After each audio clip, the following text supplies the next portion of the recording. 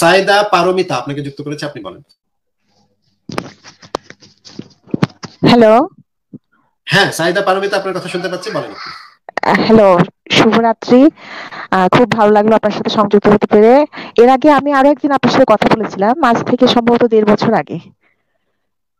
আচ্ছা আচ্ছা আপু, আমি তো ভুলে গেছি, আপনার কথা হয়তো ভুলে গেছি। তাহলে আচ্ছা আচ্ছা, আবার সমস্যা নেই। খুবই ভালো লাগছে আমার আপনার সাথে কথা বলে, বলেন আপনি। জি জি জি। আজকে হচ্ছে আমার ছেলের জন্মদিন। তো আজকে আমার জন্য একটা বিশেষ দিন এমনিতেও। তো আপনার সাথে আবার সংযুক্ত হলাম, আজকে খুব ভালো লাগছে মনটা। তো ভাইয়া, আমি যেটা বলতে চাচ্ছি, আধ্যাত্মিকতা নিয়ে কথা হচ্ছিল ভাইয়ের সাথে।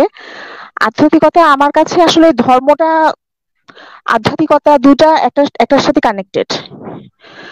কারণ আহ, যখন আমরা ইবাদত করি, কোন সেটা যে কোনো ধর্মের ক্ষেত্রেই, তখন এক ধরনের প্রশান্তি আমরা ফিল করি।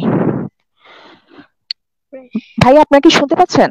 হ্যাঁ হ্যাঁ, শুনতে পাচ্ছি, কিন্তু এই ধরনের প্রশান্তি তো আমরা ধরেন গাঁজা খেলেও তো আমরা ফিল করতে পারি, খুব ইয়া লাগে। হ্যাঁ হ্যাঁ। না না, মানে এক ধরনের পবিত্র একটা ভাব।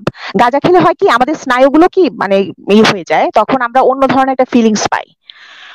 তো সেটার সাথে কিন্তু এটা। কিন্তু এটার সাথে এটা পার্থক্যটা কোথায়, মানে আমি বুঝতে পারছি না। প্রথমে আপনার বাচ্চাটাকে জন্মদিনের শুভেচ্ছা জানিয়ে নিই। Thank you, thank you. অনেক থ্যাংক জন্মদিনের ইউ শুভেচ্ছা। ভাইয়া।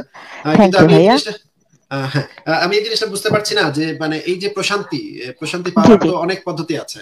আর হ্যাঁ হ্যাঁ। গাঁজা খাওয়া যায়, তারপরে পার্টি করা যায়, হ্যাঁ পার্টি করলে হ্যাঁ অনেকের মন হ্যাঁ। হ্যাঁ ভালো হয়। তারপরে নাচা যায়, অনেকে সঙ্গীত গান গায়, হ্যাঁ হ্যাঁ। গান হ্যাঁ গেলেও মনটা অনেক ইয়া লাগে। রবীন্দ্রসঙ্গীত হ্যাঁ। হ্যাঁ গাইলে আমি জানি, রবীন্দ্রসঙ্গীত গাইলে অনেক ভালো লাগে, মনটা অনেক ফুরফুরা হয়ে হ্যাঁ যায়। হ্যাঁ।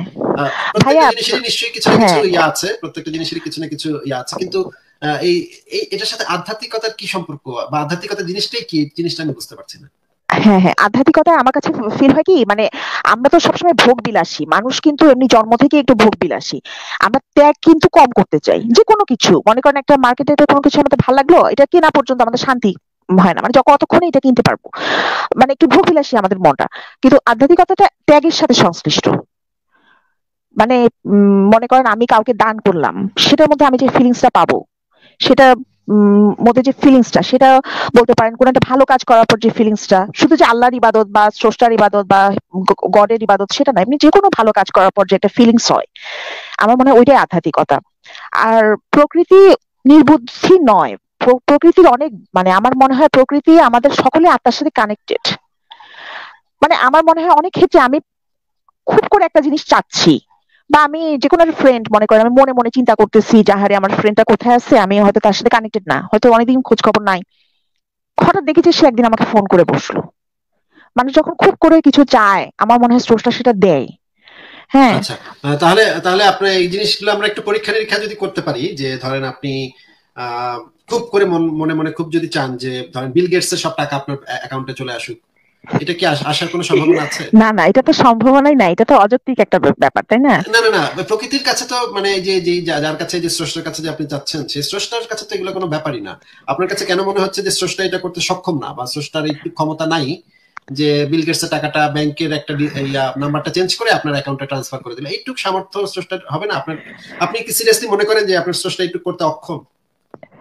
না ভাইয়া, স্রষ্টা সবই পারে, ওনার মানে অক্ষমতার জায়গা নেই, উনি তাহলে সবকিছুতেই সক্ষম। আপনি যে বলেন অবাস্তব, এটা হওয়া সম্ভব না, মানে মানে আপনি কি স্রষ্টার সক্ষমতার উপরে সন্দেহ পোষণ করছেন, যে স্রষ্টা চাইলেও এটা করতে পারবে না, এবং মানে স্রষ্টার পক্ষে করা এই কাজটা করাটা খুব কঠিন, এই না কাজটা? ভাইয়া, আমার মনে হয় কি যে আমার জন্য যেটা ভালো হবে, আমার জন্য যেটা মঙ্গল হবে, স্রষ্টা কিন্তু সেটাই এতগুলো করবে। টাকা পেলে আপনার মঙ্গল হবে না, আপনার অমঙ্গল হবে নাকি? আমি তো অবাক শুনে যে এতগুলো টাকা পেলে আপনার অমঙ্গল হবে। না, আমার জন্য যেটা পারফেক্ট হবে, এখন মনে করেন আমি তো বিল গেটস না না, নেই, আমি এটা বিল গেটস।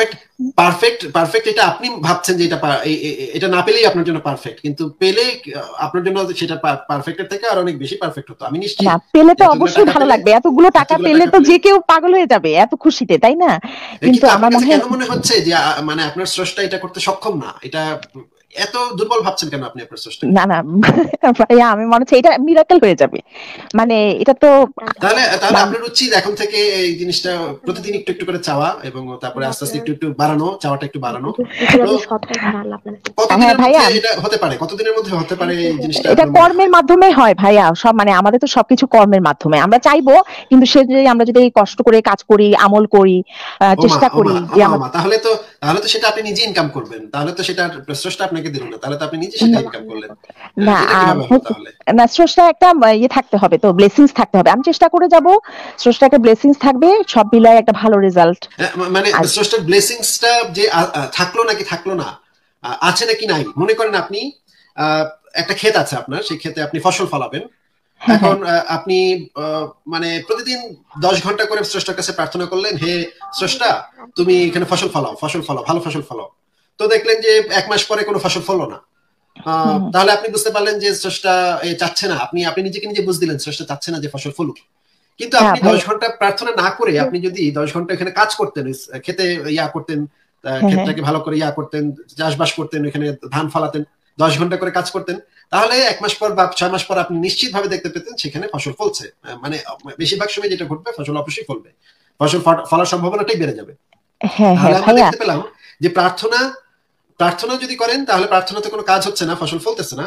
কিন্তু আপনি যদি কাজ করেন, প্রার্থনা না করেন, তাহলে ফসল ফলতেছে। এবং যদি আপনি 5 ঘন্টা প্রার্থনা করেন, 5 ঘন্টা ফসল ফলান, 5 ঘন্টা পরিশ্রম করেন, তাহলে দেখবেন ওই 5 ঘন্টা, যেই 5 ঘন্টা পরিশ্রম করেছে সেই 5 ঘন্টার উপর ভিত্তি করে আপনার ফসল ফলবে। 10 ঘন্টার ফসল কিন্তু তখন ফলবে না। তাহলে বোঝা যাচ্ছে যে যে ব্যক্তি ঈশ্বরের কাছে প্রার্থনা করে নাই, সে যে সেও ফসল ফলাতে পারছে, সে খুব সুন্দর ফসল ফলাতে পারছে। আমি রাশিয়াতে অনেক মানুষকে দেখেছি বা ইউরোপের অনেক মানুষকে দেখেছি, তারা ঈশ্বর টিশ্বর মানে না, তারা সুন্দর ফসল ফলায়। বাংলাদেশে আমি অনেক কৃষককে দেখেছি যারা সারা বছর আল্লাহর গীত গায়। ভারতে অনেককে দেখেছি মা কালীর গীত গায়, মা কালীকে সন্তুষ্ট করার চেষ্টা করে, কিন্তু তাদের জমিতে বেশি ভালো ফসল হয় না, প্রতি বছর তারা মানে অনাহারে থাকে। তো মানে আপনি কি বলতে চান যে ইউরোপে ঈশ্বরের কৃপা একটু বেশি আর বাংলাদেশ ভারতে ঈশ্বরের কৃপা একটু কম? এর কারণটা কি ভাইয়া? মানে আমার যেটা মনে হয়, মানে ঈশ্বর মানে শুধুমাত্র যে দিবে বা আমরা ঈশ্বরের কাছ থেকে নেওয়ার জন্য যে প্রার্থনা করব তা না। ঈশ্বর ঈশ্বর হচ্ছে আমাদের স্রষ্টা, উনি আমাদের সৃষ্টি করেছেন, মানে ওনার সাথে শুধু আমাদের দেয়া নেওয়ার সম্পর্ক না। মানে তা এখন আর তার কোনো দায় নেই, তাকে আপনি দায় মুক্ত করে দিচ্ছেন এখন। মানে যেই দেখা যাচ্ছে একটু সমস্যা করছেন আপনি, তাকে আপনি মানে ঠিকভাবে ব্যাখ্যা করতে পারছেন না, এখন তাকে দায় মুক্ত করে দিচ্ছেন, তাই সে এগুলো কিছু করবে না। না না ভাইয়া, মনে করেন আমি একটা বছর একটা সাবজেক্টে পড়ালেখা করছি, হ্যাঁ, তো এখন সারা বছর আমি ভালো করে পড়ালেখা করলাম, কিন্তু পরীক্ষার সময় দেখা গেল পরীক্ষা হলে যাওয়ার সময় আমার একটা অ্যাক্সিডেন্ট হলো। আমি পরীক্ষা হলে যাচ্ছি, কিন্তু এই অ্যাক্সিডেন্টটা যে হলো, মনে করেন আপনি যদি ইউরোপের একটা দেশে থাকেন, আপনার অ্যাক্সিডেন্ট হওয়ার সম্ভাবনাটা কমে যাবে। আপনি যদি বাংলাদেশের একটা এলাকাতে থাকেন যেখানে ধরেন 13 নম্বর বাস বা 14 নম্বর বাসে, যেই বাসের ড্রাইভার হচ্ছে গিয়ে মানে ফেন্সিডিল খেয়ে ড্রাইভিং করে এবং যার কোনো ড্রাইভিং লাইসেন্সই নাই, সে আগে হয়তো যে টেম্পো চালাইতো, এখন মানে সে ট্রাফিক পুলিশকে ঘুষ দিয়ে সে ড্রাইভিং লাইসেন্স বাগাইছে এবং সে এখন বাস ড্রাইভিং করে, সেই বাসে ওঠার পরে আপনি অ্যাক্সিডেন্ট করার সম্ভাবনাটা আপনার বেড়ে যাবে, তাই না? এখন আমি দেখতে পাচ্ছি ইউরোপে, আমেরিকাতে এই যে আপনি যে পরীক্ষা দিতে যাচ্ছেন সেখানে অ্যাক্সিডেন্ট হওয়ার সম্ভাবনাটা খুবই কম থাকবে, হতে পারে কিন্তু খুবই কম থাকবে। কিন্তু বাংলাদেশের মতো দেশে আপনার অ্যাক্সিডেন্ট হওয়ার সম্ভাবনাটা বেশি থাকবে। এর কারণ কি? কারণ হচ্ছে বাংলাদেশের মানুষ ঈশ্বরের উপর নির্ভর করে বাসে ওঠে, কারণ তারা নিজেরাও জানে, আপনি নিজেও জানেন যে আপনি যে বাসে উঠছেন সেই ড্রাইভারের হয়তো লাইসেন্স নাই, সেই ড্রাইভার হয়তো মদ খেয়ে গাড়িটা চালাচ্ছে, কোনো ঠিক ঠিকানা নাই কার সাথে কি বাড়ি মেরে দিবে। কিন্তু ইউরোপের একটা ড্রাইভার যারা বৈজ্ঞানিক পদ্ধতি ব্যবহার করে প্রত্যেকটা নিয়ম কানুন পালন করে সেই ড্রাইভারকে ড্রাইভিং লাইসেন্স দিয়েছে এবং সে খুব সুন্দরভাবে ড্রাইভ করে যাচ্ছে, একটু নাড়াও পর্যন্ত লাগছে না বাসে। আপনি যে বাসে বসে থাকবেন আপনার বাসে একটু ঝাঁকুনি পর্যন্ত লাগবে না, অনেক সময় ঝাঁকুনি লাগে কিন্তু বেশিরভাগ সময় ঝাঁকুনি হয় না। বা ইউরোপের বাসগুলোতে বেশিরভাগ সময় 95% সময় কখনো ঝাঁকুনি হয় না, আপনি টেরই পাবেন না যে আপনি বাসে চলে যাচ্ছেন, ঠিক আছে? তো এইটা হচ্ছে পার্থক্য, যে আপনি এখানে মানে ঈশ্বর কোনো কৃপা করছেন আপনাকে, যে ঘটনাটা ঘটছে সেটা হচ্ছে এই ব্যাপারগুলোর কারণে আপনি সেফলি পরীক্ষা দিতে যেতে পারছেন ইউরোপে, আর বাংলাদেশে সেফলি যেতে পারছেন না। আপনার ঈশ্বরের উপর নির্ভর করে থাকতে হচ্ছে। ঈশ্বর যদি না চায় তাহলে এখন কি হবে, আমি পরীক্ষা দিতে যাবো কেমনে? ঈশ্বর যদি আমাকে রাস্তা অ্যাক্সিডেন্ট ঘটায় দেয়, এই যে এই ঈশ্বরের উদ্ভব ঘটছে আপনার, কারণ আপনার সোসাইটিটাতে অনেক অনিয়ম আছে, এই কারণে আপনি এই অনিয়ম গুলাকে ঈশ্বর বানায় ফেলছেন, যে ঈশ্বর চায়নি। আসলে তো ঈশ্বরের এখানে কোনো অ্যাপ্লিকেশন নাই, কারণটা হচ্ছে ড্রাইভার হয়তো লাইসেন্সই ছিল না, সে হয়তো ভুয়া ড্রাইভার, সে ড্রাইভ করতে জানে না, এই কারণে আপনি অ্যাক্সিডেন্ট করেছেন, তাই না? হ্যাঁ হ্যাঁ। এবং আপনি ধরেন ডাক্তারের কাছে গেলেন, আপনি হয়তো হাসপাতালে গেলেন, আপনার আচ্ছা আপনাকে একটা প্রশ্ন করি, আপনি ধরেন হাসপাতালে গেলেন, হাসপাতালে আপনার মাকে নিয়ে গেছেন, আপনার মা অসুস্থ, এখন ডাক্তার, বাংলাদেশের যে ডাক্তাররা সে তো অনেক ভুল করে, এখন ডাক্তার ভুল চিকিৎসা করে আপনার মায়ের কোনো একটা দুর্ঘটনা ঘটায় ফেললো, তখন কি আপনি ডাক্তারকে দোষ দিবেন নাকি আপনি ভাববেন যে ঈশ্বর এটা করেছে? ভাইয়া, যে ছোটবেলা থেকে আমরা যেটা শিখে আসছি, এটা অবশ্যই আমার প্রথমে রাগ উঠবে, আমার ড্রাইভারের উপর রাগ উঠবে যে সে কিভাবে রাফলি চালাচ্ছে, আমার মায়ের আজকে এই অবস্থা, কান্নাকাটি করব, কিন্তু আবার এটাও মনে করবো যে এটা হয়তো আল্লাহর ইচ্ছা ছিল, এটা ওয়াও! আমার এই যে ভাগ্যে ছিল। ডাক্তার যে ভুল করলো, ডাক্তার যে একটা ভুল চিকিৎসা করলো, সে হয়তো নকল করে পাস করছে। সে হুম হয়তো হুম হুম মেডিকেল কলেজে যখন পড়ে তখন হয়তো তার বাবার অনেক টাকা ছিল, সে টাকা দিয়ে নকল করে পাস করছে। সে হয়তো ভালোভাবে শেখে নাই। সে হয়তো সার্জারি ঠিকভাবে করতে পারে না। সে হয়তো ডেট এক্সপায়ার্ড ওষুধ আপনার মাকে খাওয়াই দিছে। বা সে হয়তো যে ওষুধ খাওয়ানোর দরকার ছিল তার উল্টা ওষুধটা খাওয়াই দিছে, উল্টা ইনজেকশনটা দিয়ে দিছে, যে এই ওষুধটি আপনার মায়ের ছিল না। আপনি সেই মানে আপনি এটা ভেবে চলে আসবেন যে আল্লাহর মাল আল্লাহ নিয়ে গেছে, এটা ভেবে চলে না আসবেন? না, ওয়াও! তখন তো আমি ফেরোসাস হয়ে যাব যে আমার মাকে এভাবে ভুল চিকিৎসা করছে, আমি তো হ্যাঁ, কিন্তু হাসপাতাল। কিন্তু জন্ম মৃত্যু তো না আল্লাহর হাতে, না স্রষ্টার হাতে না, তাহলে আপনি কেন ডাক্তারের উপরে ক্ষিপ্ত হবেন? জন্ম মৃত্যু তো আল্লাহর হাতে, স্রষ্টার হাতে, কিন্তু ওই মুহূর্তে আমি যেহেতু মানে মানুষ, হ্যাঁ আমার মা, আমি তো এটা সহ্য করতে পারবো না যে আমার না মায়ের না, এরকম আপনি ভুল তো একজন চিকিৎসা। বিশ্বাসীও মানুষ, আপনি একজন বিশ্বাসী মানুষ, তো ধর্ম বিশ্বাসী মানুষ। আপনি হ্যাঁ বিশ্বাস করেন যে আল্লাহ পাক কি সবকিছু, মৃত্যুটা আল্লাহ পাকই ঘটাবে। যখন হ্যাঁ হ্যাঁ আজরাইলকে পাঠাবে ঠিক তখনই, এর এক সেকেন্ড আগেও না এক সেকেন্ড পরেও না, হুম যখনই হুম আল্লাহ পাক আজরাইলকে পাঠাবে জান কবজ করার জন্য ঠিক তখনই আপনার মায়ের জানটা কবজ হবে। এছাড়া কোনো অবস্থাতেই কোনো বাপের বেটা কোনো ইসের সাধ্য নাই যে আপনার মাকে কিছু করে, কারোর কোনো হ্যাঁ সাধ্য নেই। এটা আপনি ভাইয়া, বিশ্বাস করেন মনে প্রাণে। এটা বিশ্বাস করি কিন্তু এবং এটা বিশ্বাস মৃত্যু করে আপনি আবার সবসময়। এটা বিশ্বাস করে হ্যাঁ আপনি আবার ডাক্তারকে মানে ভুল চিকিৎসার জন্য দায়ী করবেন? ওয়াও, কিভাবে? ভাইয়া, মৃত্যু সবসময় আমাদের সাথে ছায়ার মতো লেগে আছে, না না, প্রত্যেকটা মৃত্যু মানুষ চাওয়ার মতো লেগে না। ইসলামের বিধান হচ্ছে, ইসলামের বিশ্বাস হচ্ছে আল্লাহ পাক যেই মুহূর্তে চাবে আপনার মৃত্যু ঠিক সেই মুহূর্তেই আপনার মায়ের মৃত্যু হবে। বা আহ, আপনি তো আপনার নামটা দেখে তো সাইদা, তো আপনি তো মুসলিম ফ্যামিলির বলে মনে জি হচ্ছে। জি জি আপনাকে এই কারণেই বলছি যে জি। যেহেতু ইসলামে এই জিনিসটা পরিষ্কার ভাবে বলা আছে যে জন্ম মৃত্যু এই দুইটাই হচ্ছে আল্লাহ পাকের হাতে। আল্লাহ হ্যাঁ, পাক যখন চান তখন সেটা হবে, এক সেকেন্ড আগেও না এক সেকেন্ড পরেও না। সেটা তো তাহলে অবশ্যই। হুম তাহলে আল্লাহ পাক যেহেতু আপনার মাকে নিয়ে যাচ্ছে, হুম হুম আপনি হুম। কেন সেই ডাক্তারের ভুল চিকিৎসার, এটা তো একটা উসিলা মাত্র, আপনি তো আপনার ভাবা উচিত এটা তো ডাক্তার তো একটা উসিলা মাত্র, আপনার মাকে আপনার আল্লাহ পাক নিয়ে গেছে, এটা ভাবা উচিত ছিল, তাই না? না ভাইয়া, এটা মানে যদি প্রথম প্রথম আমার অনেক রাগ উঠবে, ডাক্তারের সাথে হয়তো আমি মিসবিহেভ করব বা হাসপাতালের বিরুদ্ধে আমি মানে লিখিত আবেদন দিব, ইয়ে করব, কিন্তু পরে একটা সময় গিয়ে তো আমি ঠিকই এই মৃত্যুটাকে মেনে নিব। না না, তখন মনে হচ্ছে মৃত্যুটাকে আল্লাহ। মেনে নেওয়া ছাড়া, না না, মৃত্যুটাকে মেনে নেওয়া ছাড়া তো আপনার আসলে কিছু করার নেই, কারণ আপনি তো আর আপনার মাকে বাঁচাতে পারবেন না, তাই না? এটা তো হ্যাঁ। একসময় না একসময় তখনও মানতে হবে, পরেও মানতে হবে। মানাটা নিয়ে আমি কথা বলছি না। হুম হুম মৃত্যুটাকে তো মানতেই হবে, মৃত্যু হয়ে হুম গেছে, হুম ঘটনা হুম ঘটে গেছে, এখন তো এটা মানা ছাড়া কোনো উপায়ও নাই আপনার। হুম হুম হুম কিন্তু এই যে দোষটা, দায়টা, হুম হুম আমি হুম জিজ্ঞেস হুম করছি দায়টা, এখানে দায়টা কার? এই যে এই ডাক্তারটা ভুল চিকিৎসাটা করলো, হুম আপনি হুম। যদি ঠিক ব্যবস্থাটা না নেন, সে তো এই ভুল চিকিৎসা আরো 10 জনের সাথে করবে। হ্যাঁ আর ভাইয়া, হয়তো আগে আরো ইসলামে 10 জনের কিন্তু সাথে এটা করে এসছে। আছে। ইসলামে তো এটা আছে যে যে অন্যায়কারী তার বিরুদ্ধে তো না না, আমাদের সে কথা তো সে হ্যাঁ তো অন্যায় হিসেবে এই কাজটা করছে না। সে তো হ্যাঁ। এমন না যে সে জানে যে আমি অন্যায় করছি, আচ্ছা ঠিক আছে অন্যায়টা হুম করি। হুম হুম এটা তো সে করছে না। সে হয়তো নকল করে পাশ করছে, সে হয়তো ডাক্তার হুম হতে হুম চেয়েছে, সে হয়তো এই জিনিসগুলো ভালোভাবে বোঝে না, সে হুম হয়তো হুম সার্জারি ঠিকভাবে করতে পারে না, ভুল ওষুধ টষুধ দিয়ে ফেলছে। হুম হুম হুম কিন্তু ইসলামের কথা হচ্ছে এই কাজটা তো আল্লাহ তাকে দিয়ে করিয়েছে। কারণ মৃত্যুটা তো আল্লাহর হাতে, তার পক্ষে তো সম্ভব না কাউকে মারা, সেই ডাক্তারের পক্ষে তো কাউকে মারা সম্ভবই না, কারণ মৃত্যুটা তো আল্লাহ নির্ধারণ করে। বুঝতে পারছেন হ্যাঁ আপনি হ্যাঁ কথা? হ্যাঁ হ্যাঁ। না, আল্লাহ তো সব মৃত্যুটা মানুষের লিখা থাকে, হ্যাঁ তার ইয়ের মধ্যে ভাগ্যে লিখা থাকে যে এই সময়ে এই দিনক্ষণে তার মৃত্যু হবে, এটা মানুষ যখন জন্মগ্রহণ করে তখনই তা লিখিত হয়ে যায় ভাগ্য, এবং এটা থেকে তো হ্যাঁ, বাঁচার উপায় নেই। আমিও সেটাই বলছি। তাহলে আপনি হ্যাঁ হ্যাঁ। কেন সেই ডাক্তারকে দোষ দিবেন? আপনার তো বলা উচিত, ওয়াও ডাক্তার সাহেব আপনি খুব ভালো করেছেন, আমার মানে আল্লাহ পাক যেটা লিখে রেখেছিল সেই কাজটা আপনি ইমপ্লিমেন্ট করেছেন, আল্লাহ পাকের মানে সিদ্ধান্তটা। নাকি আমি হলে কি করবো? আমি হলে তো একদম ফাড়া ফেলবো, মানে জেল জরিমানা করা, মানে চেষ্টা হুম, করবো ওই ডাক্তারের যতটা সম্ভব শাস্তি হওয়া দরকার হ্যাঁ, সেটা শাস্তি শাস্তি হওয়া হোক। দরকার, কারণ আমি আজকে আজ আমার মায়ের সাথে হয়েছে, কালকে আরেকজনের সাথে হবে, হ্যাঁ কিন্তু সমাজে ক্ষতি ইসলামের হচ্ছে। বিধানটা কি এই বিষয়ে? এখানে ইসলামের বিধানটা কি? আপনি যেহেতু একজন ধর্মবিশ্বাসী মানুষ হিসেবে জিজ্ঞেস হ্যাঁ হ্যাঁ করছি হ্যাঁ। আপনাকে, ইসলামের বিধান তো ধর্মবিশ্বাসী এটাই মানুষ হবে হিসেবে যে আপনি কি করবেন? সমাজে সমাজে এই ডাক্তার যদি থাকে, সমাজে কত মানুষ মারা যাবে ভুল না চিকিৎসায়, না, তাহলে এই ডাক্তারকে। ওই ডাক্তার তো নিজে মারতে পারে না তো। ইসলামের বিধান হচ্ছে আল্লাহ পাক যদি না চায় তাহলে কোনো মানুষের পক্ষে জোর করে মরা সম্ভব না, আল্লাহ পাকে চাইতে হবে। আল্লাহ পাক যদি তাকে মারে তখন সে মরবে। এখন ওই ডাক্তারটা ছিল উসিলা মাত্র, ওই ডাক্তারকে দিয়ে আল্লাহ পাক সেই মৃত্যুটা ঘটিয়েছেন। তাহলে আপনি কেন আল্লাহ পাককে দোষ না দিয়ে সেই ডাক্তারকে দোষ দিচ্ছেন? ভাইয়া, আমরা তো সবাই মানবিক, মানে ইসলামিক মন মানসিকতা আমাদের আছে, কিন্তু মানবিক যে গুণ সেটা থেকে তো আমরা বের হয়ে আসতে পারবো না। আমার মায়ের মৃত্যু, এটা তো আমি সহ্যই করতে পারবো না, তাই না?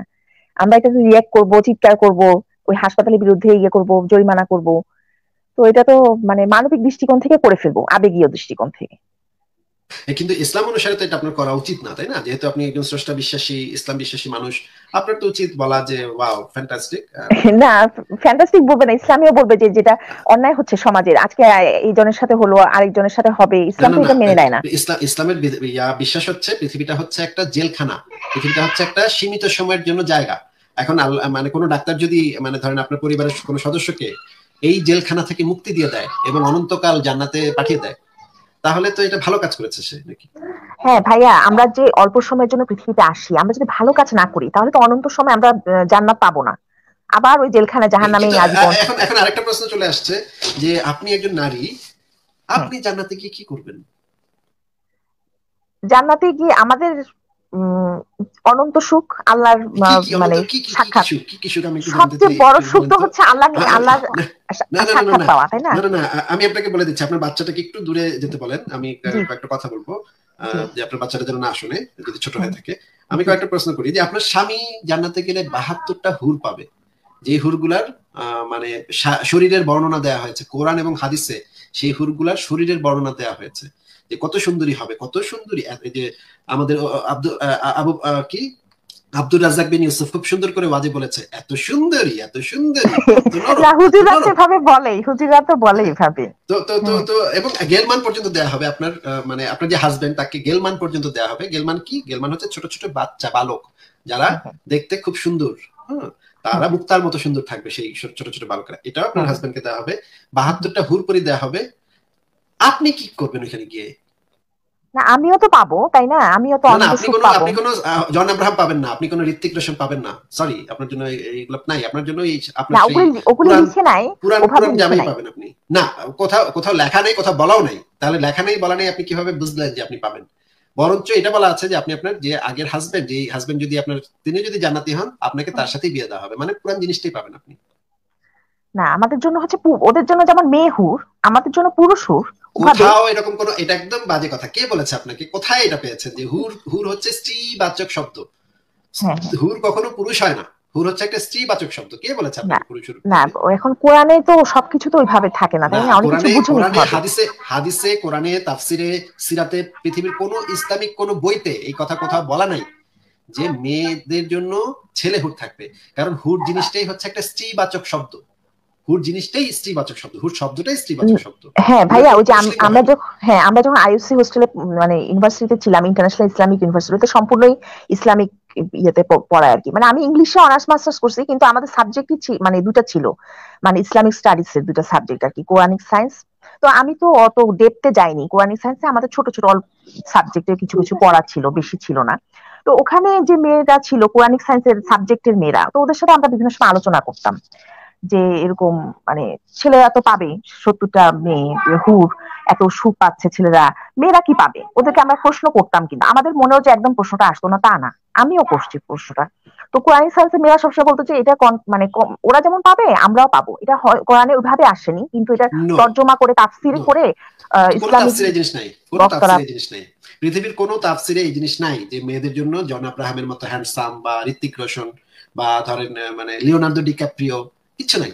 আপনাকে চাই, আপনাকে শুধু না, পৃথিবীর সমস্ত ইসলামের আলেমকে চ্যালেঞ্জ করছি, পারলে হ্যাঁ হ্যাঁ। একটা জায়গা থেকে বের করে দেখাক যে মেয়েদের জন্য পুরুষ হুর আছে এরকম। কারণ এটা থাকতেই পারে না। কারণ হচ্ছে হুর শব্দটাই হচ্ছে একটা স্ত্রীবাচক শব্দ। হ্যাঁ ভাইয়া, হুর তো আসলে আমরা স্ত্রীবাচকই জানি, হুর পরি বলে না, বাংলাতেও তো আছে হুর পরি। তো হ্যাঁ, আমিও। তাহলে তাহলে হুম। আপনি তো জান্নাতে যাচ্ছেন, ভালো কথা, আমি খুবই খুশি আপনি জান্নাতে যাবেন। কিন্তু ওখানে না গিয়ে ভাইয়া, আমি আপনার যেটা করতে 100% হবে, জানি না আমি যাবো কিনা, কারণ আমি ওইভাবে তো আমল তো করি না ভাইয়া। আমি সেটা 100% বলতে পারি না যে আমি আচ্ছা জান্নাতেই যাবো। তারপরে তারপরে আমরা আশা করি যে আপনি, না মুসলমান যেহেতু, সেহেতু একসময় না একসময় জান্নাতে যাবেনি আপনি। ইসলামের বিধান হচ্ছে যে যেমনি মুসলমান, তার মনে যদি এক বিন্দু ঈমান থাকে, সে যদি খুন ধর্ষণও করে, তাহলে সে একসময় না একসময় তাহলে সে জান্নাতেই যাবে, জাহান্নামের গন্ধ সে পাবে না। এটা হাদিসে, সহিহ হাদিসে বলা আছে। আমি আপনাকে হাদিসটা বের করে দেখাবো না, অসুবিধা হ্যাঁ, নেই। এটা তো আমি জানি। মানে ওদের বিচার হবে, কিন্তু বিচার টিচার হয়ে এক সময় না এক সময় জান্নাতে যাবে। হ্যাঁ, কিন্তু হুম একজন মানে কাফের, মানে মনে করেন হুম। একজন কাফের যত ভালো কাজই করুক না কেন সারা জীবন, মনে করেন এই যে আমেরিকার যে প্রাক্তন প্রেসিডেন্ট আব্রাহাম লিঙ্কন, যিনি হ্যাঁ দাস প্রথা নিষিদ্ধ করেছিল, হ্যাঁ তাকে আমি খুবই পছন্দ করি। তিনি দাস প্রথা নিষিদ্ধ করার জন্য মানে একটা গৃহযুদ্ধ বেঁধে গিয়েছিল, এবং তিনি সারা জীবন চেষ্টা করে, তার জীবনের সবচেয়ে বড় অর্জন হচ্ছে দাস প্রথা নিষিদ্ধ করা। অথবা মনে করেন ঈশ্বরচন্দ্র বিদ্যাসাগর, যিনি বিধবাদের বিয়ে হোক এই জিনিসটা চেয়ে সারা জীবন চেষ্টা করেছেন যে বিধবারা যেন বিয়ে করতে পারে। বিধবা বিবাহ আইনটা করেছিলেন তিনি ভারতে। এই যে সতীদাহ প্রথা, হ্যাঁ, রাজা রামমোহন রায়, মনে করেন রাজা রামমোহন রায় যে কাজটা করেছেন, অসাধারণ কাজ। আমার খুবই ফেভারিট ব্যক্তি ওনারা কেউ কিন্তু জান্নাতে যাবে না, ওনারা সবাই জাহান্নামী। ওনারা কারণ হচ্ছে ওনারা যত ভালো কাজই করুক না কেন, যেহেতু ওনারা মুসলমান না সেহেতু জাহান্নামে যাবে তারা। আপনার কাছে এই সিস্টেমটা কেমন মনে হয়? যে মনে করেন গোলাম আজম, নিজামী, সাইদি, কাদের মোল্লা, এরা যত ধর্ষণ করুক, যত খুন করুক, এরা জান্নাতি, একসময় না একসময় জান্নাতে যাবেই। কিন্তু একজন অমুসলিম যত ভালো কাজই করুক না কেন কখনো জান্নাতের ধারে কাছে যাবে না। এটা আপনার কাছে কেমন মনে হয়? হ্যাঁ ভাইয়া, আমি যদি একটা পুতুল বানাই বা পুতুলে আমি যদি জানটা দিই, কথায় কথা মানে আমি একটা জিনিস তৈরি করলাম, একটা রোবটই না হয় তৈরি করলাম। এই যে আপনার একটা ছেলে আছে না আপু? জি।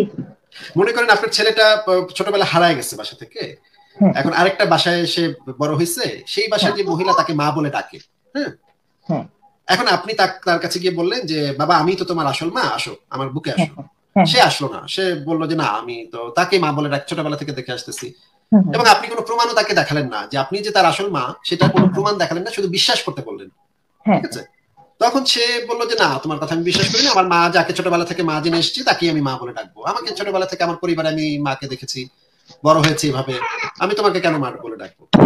তো আপনার পক্ষে কি সম্ভব এই যে আপনার ছেলেটা, মানে আমার ছেলে যদি এরকম করে যে অন্য আরেকজনকে বাবা ডাকে, আমি হয়তো মনে কষ্ট পাবো, কিন্তু আমি ভাববো যে আচ্ছা ও যদি ভালো থাকে থাকুক, ও যদি আরেকজনকে বাবা ডেকে ভালো থাকে ঠিক আছে, ওর ভালোই আমার ভালো, ওর খুশি আমার খুশি। আপনি কি করবেন?